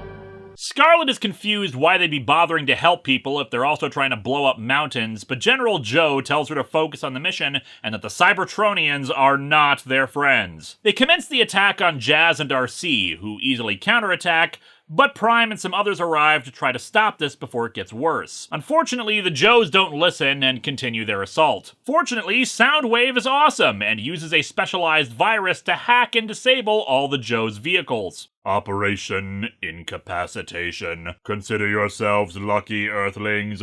Weeks ago, I would not have thought it worth the effort to spare your lives. I know that may seem cold, but the dude transforms into a cassette player. You'd be pissed if you had to play the same 12 songs over and over. Optimus once again tries to get them to calm down, saying there's no reason for the Earth Defense Command to attack a mission of mercy, but the soldiers with functioning weapons make it clear they're not with the EDC and continue to attack. Of course, even with rocket launchers, it's like a mosquito taking on a jet. The fact that Optimus doesn't immediately step on one dude after getting hit in the face with a rocket shows the infinite patience of the guy. However, before they can once again try to de-escalate, things get complicated with the arrival of ROM. Optimus states that he's not with them, but it doesn't really do any good as ROM immediately targets General Joe and zaps him with the neutralizer. Oh, I should note, the whole pacifism and no killing thing that kept being brought up and questioned and sometimes broken by ROM from the Marvel series, yeah, that's not in this. ROM is just straight up melting dire wraiths. And indeed, ROM neutralizes a few more wraiths among their number. Naturally, Scarlet just thinks it's a Cybertronian weapon and orders the Joes to take him down. Still, they're confused when despite him taking heavy fire, he doesn't shoot back. Jazz even tries to grab him to stop him from shooting, but in the chaos, the humans are still firing on the Autobots too. As ROM flies off, Optimus orders pursuit, though Soundwave has the good sense to at least reactivate their communication equipment so the Joes can radio for help with their wounded. Scarlet swears vengeance on the Transformers, saying that the Joes will bring them down for this,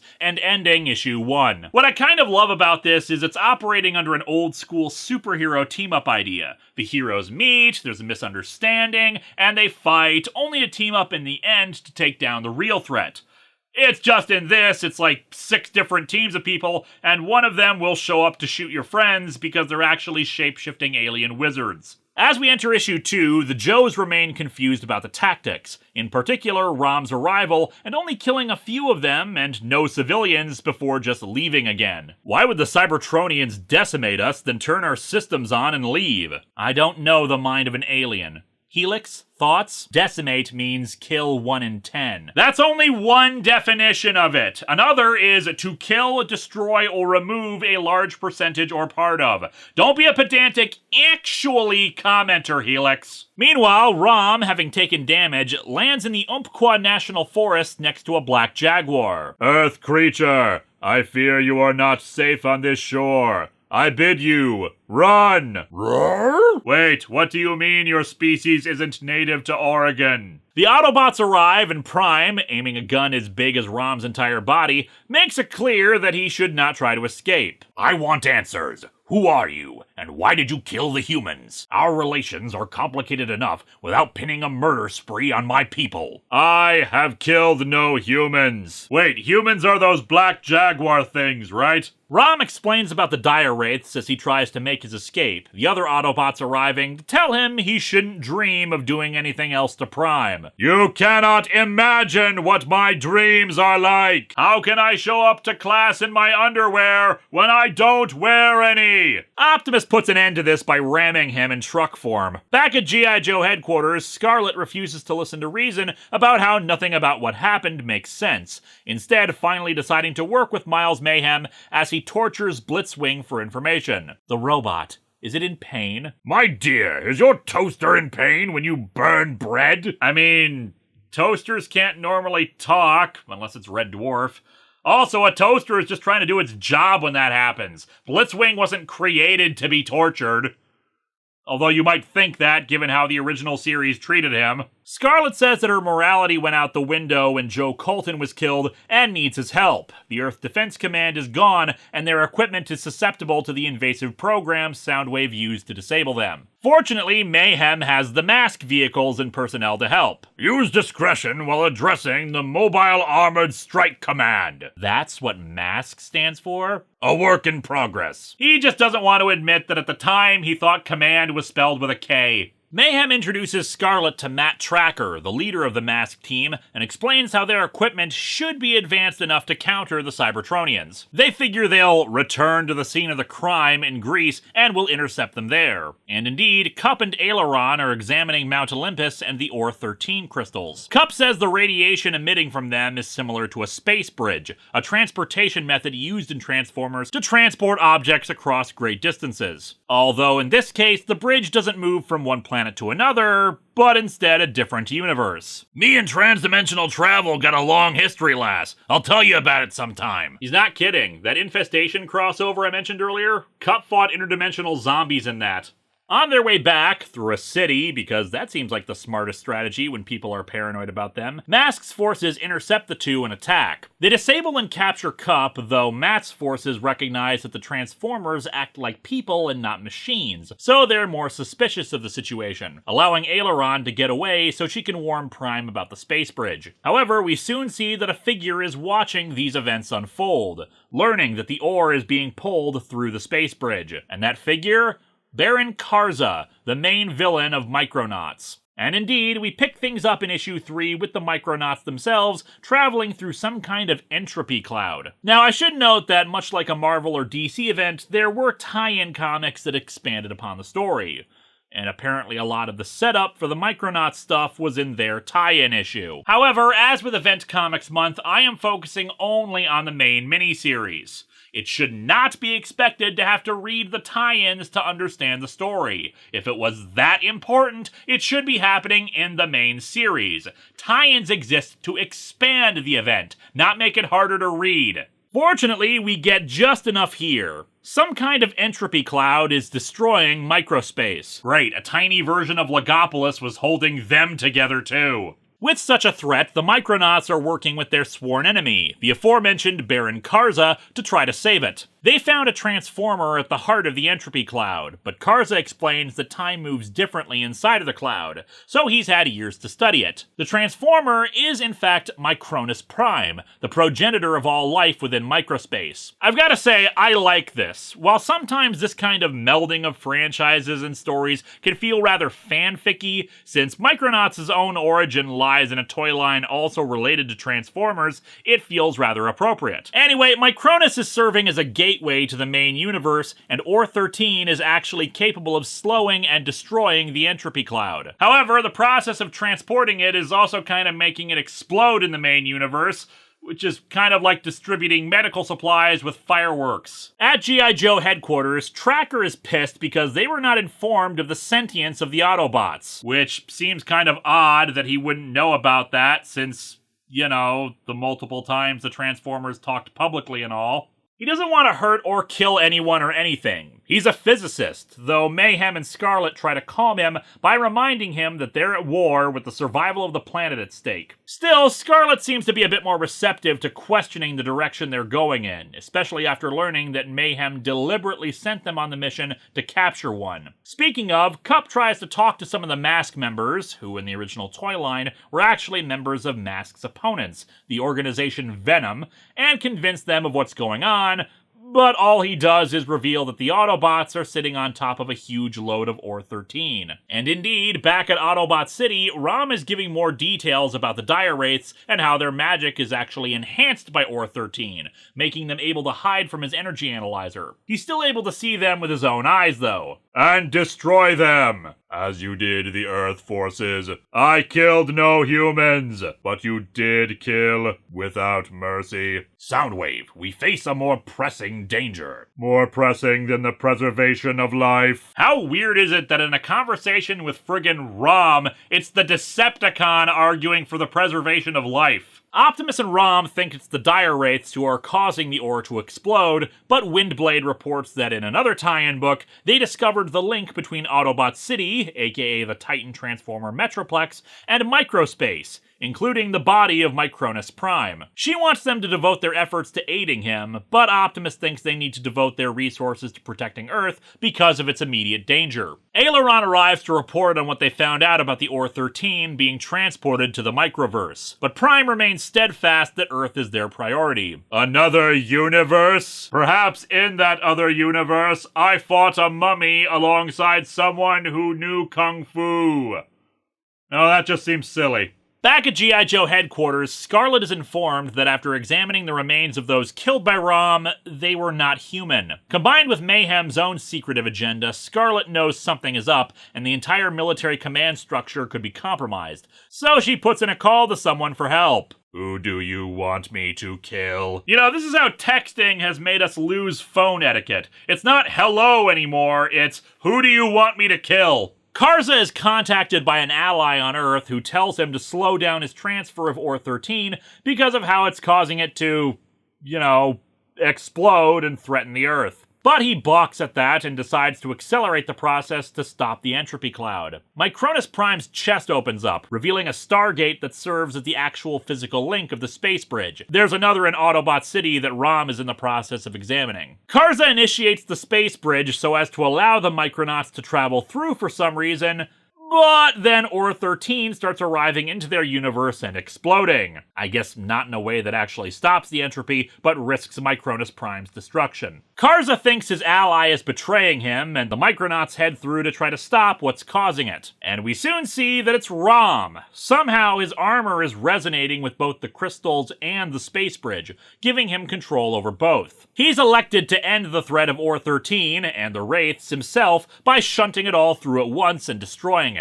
Windblade objects to that, as does Prime. What madness is this? A new spore of one, Prime. After some back and forth, they convince ROM that sacrificing the lives of those in the Microverse to save their own would make them as bad as the Wraiths, and he stops. But we are not alone, ROM. Not any longer. Windblade, Soundwave, myself, we stand in alliance. The Wraiths must be stopped.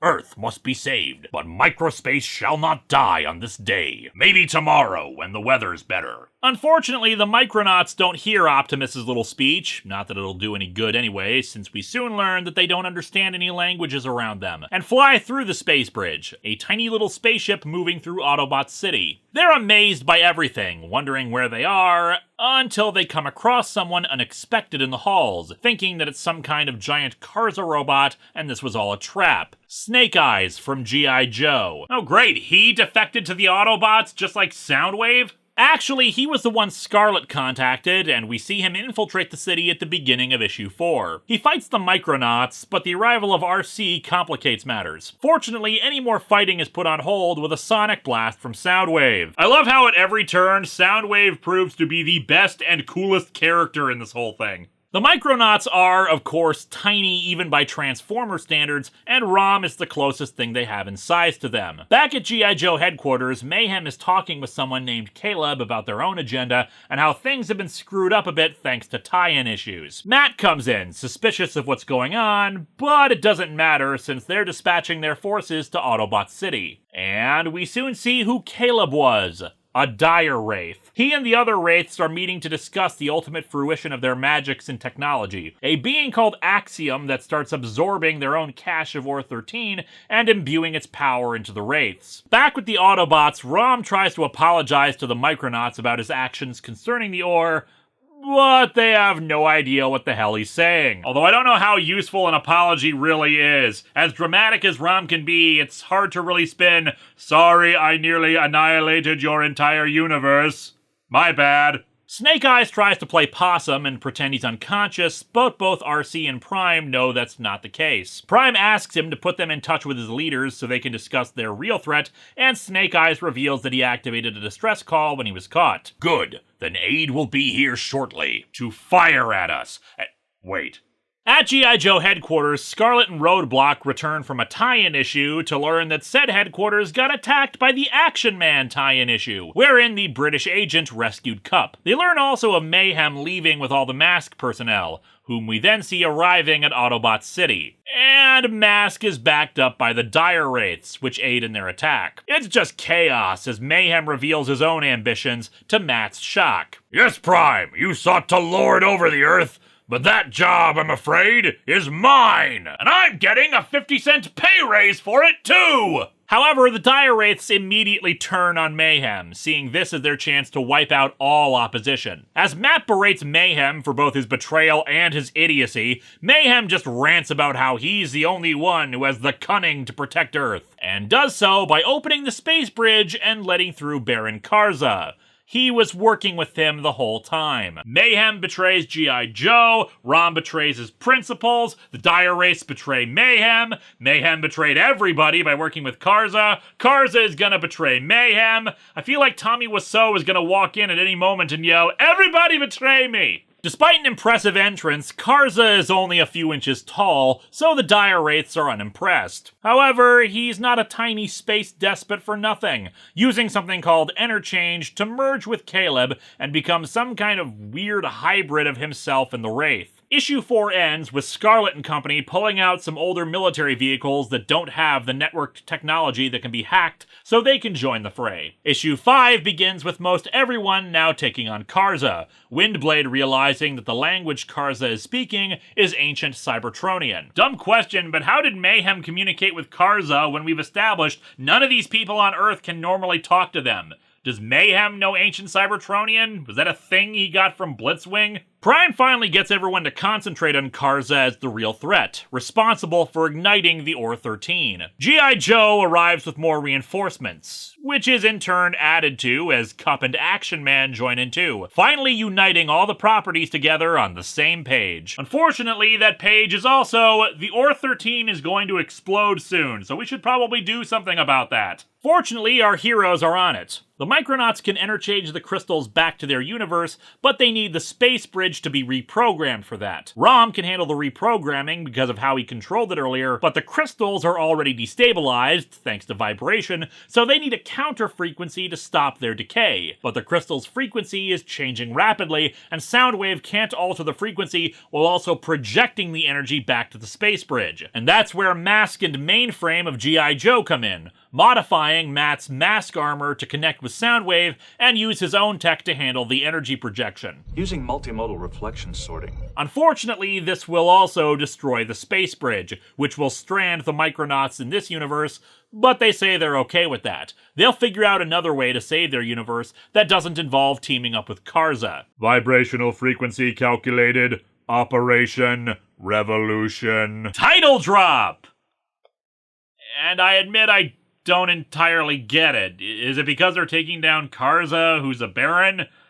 I don't know, maybe I'm just stupid and not seeing the bigger picture with the title. Anyway, they succeed. Autobot City, in the meantime, taking off to make sure it doesn't get hit by the explosion, though Karza is a sore loser, grabbing onto Optimus Prime to try to take him down with him. However, Mayhem sacrifices himself to stop Karza, demanding he be recognized as a hero for his actions. Everything explodes along with Karza, Scarlet helping pull ROM and Matt to safety, while Soundwave kept Mainframe safe, though losing his arms in the process. Karza is neutralized. Operation Protection. Soundwave superior. Optimus admits to Scarlet that they were wrong. Their actions have painted a big target onto Earth, and they need to actually work with humanity as equals if they're to help them with future threats. Meanwhile, the Micronauts are captured by this guy who is eager to vivisect them.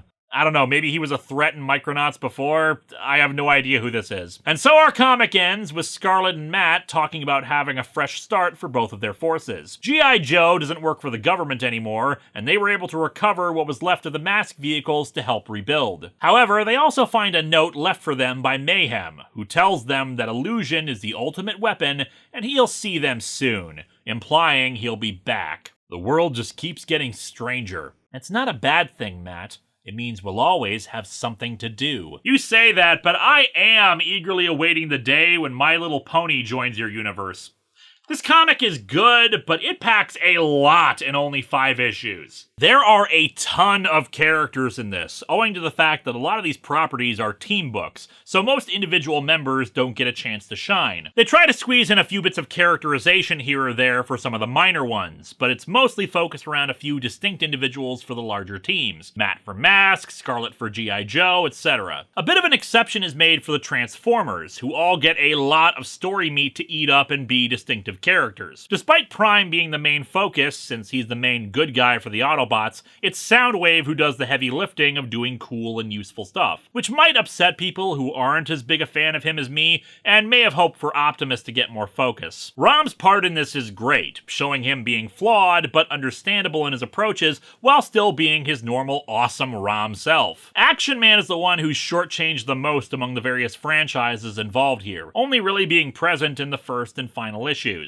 And that's okay. He's not really that essential to the crossover itself, especially when we've already got so much else going on. And that's really kind of the main critique of the book. It's a lot. It's very easy to lose track of who's allied with who, the motivations of each of the villains, that kind of thing. It's probably even worse for people not familiar with any of the individual franchises. Baron Karza as the final boss doesn't really have a lot of impact if you're not familiar with Micronaut stuff, and having so many villains can be a bit chaotic and odd. There's probably stuff that should have been in the main book and not just a tie-in, like Action Man rescuing Cup, but it's not really that necessary. You can follow most of what's going on without reading the tie-ins. It's very competently put together and shorter than a lot of Marvel or DC crossovers, while still being very exciting and very action-packed. If you're a fan of any of these properties, I'd recommend it. Next time, we take a look at another sort of crossover.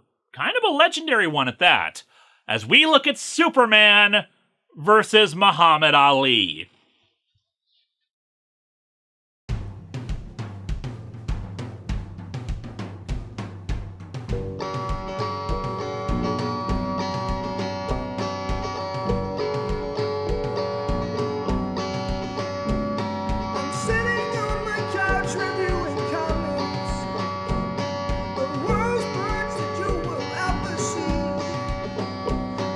Sad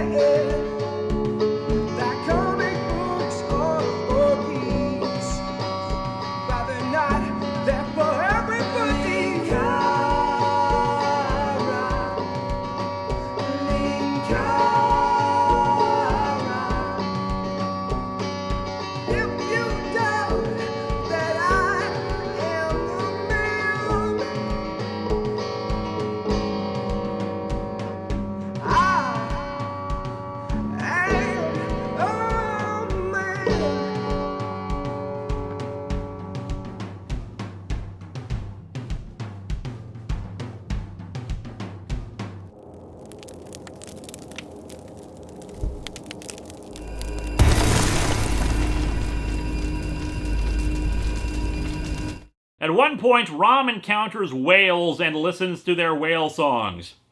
I'm guessing he's the one who sent out the message that the whale probe in Star Trek IV was looking for. Hell, they even gave Cindy a gun. Now that's dedication to your fight for freedom, when you hand the 10-year-old a gun. So, is Blitzwing still strung up in G.I. Joe headquarters? Or did Action Man save him too? Hello, my friends. Please be sure to like this video, subscribe, hit the bell, and share it with others. And if you get a chance, maybe check out my Patreon.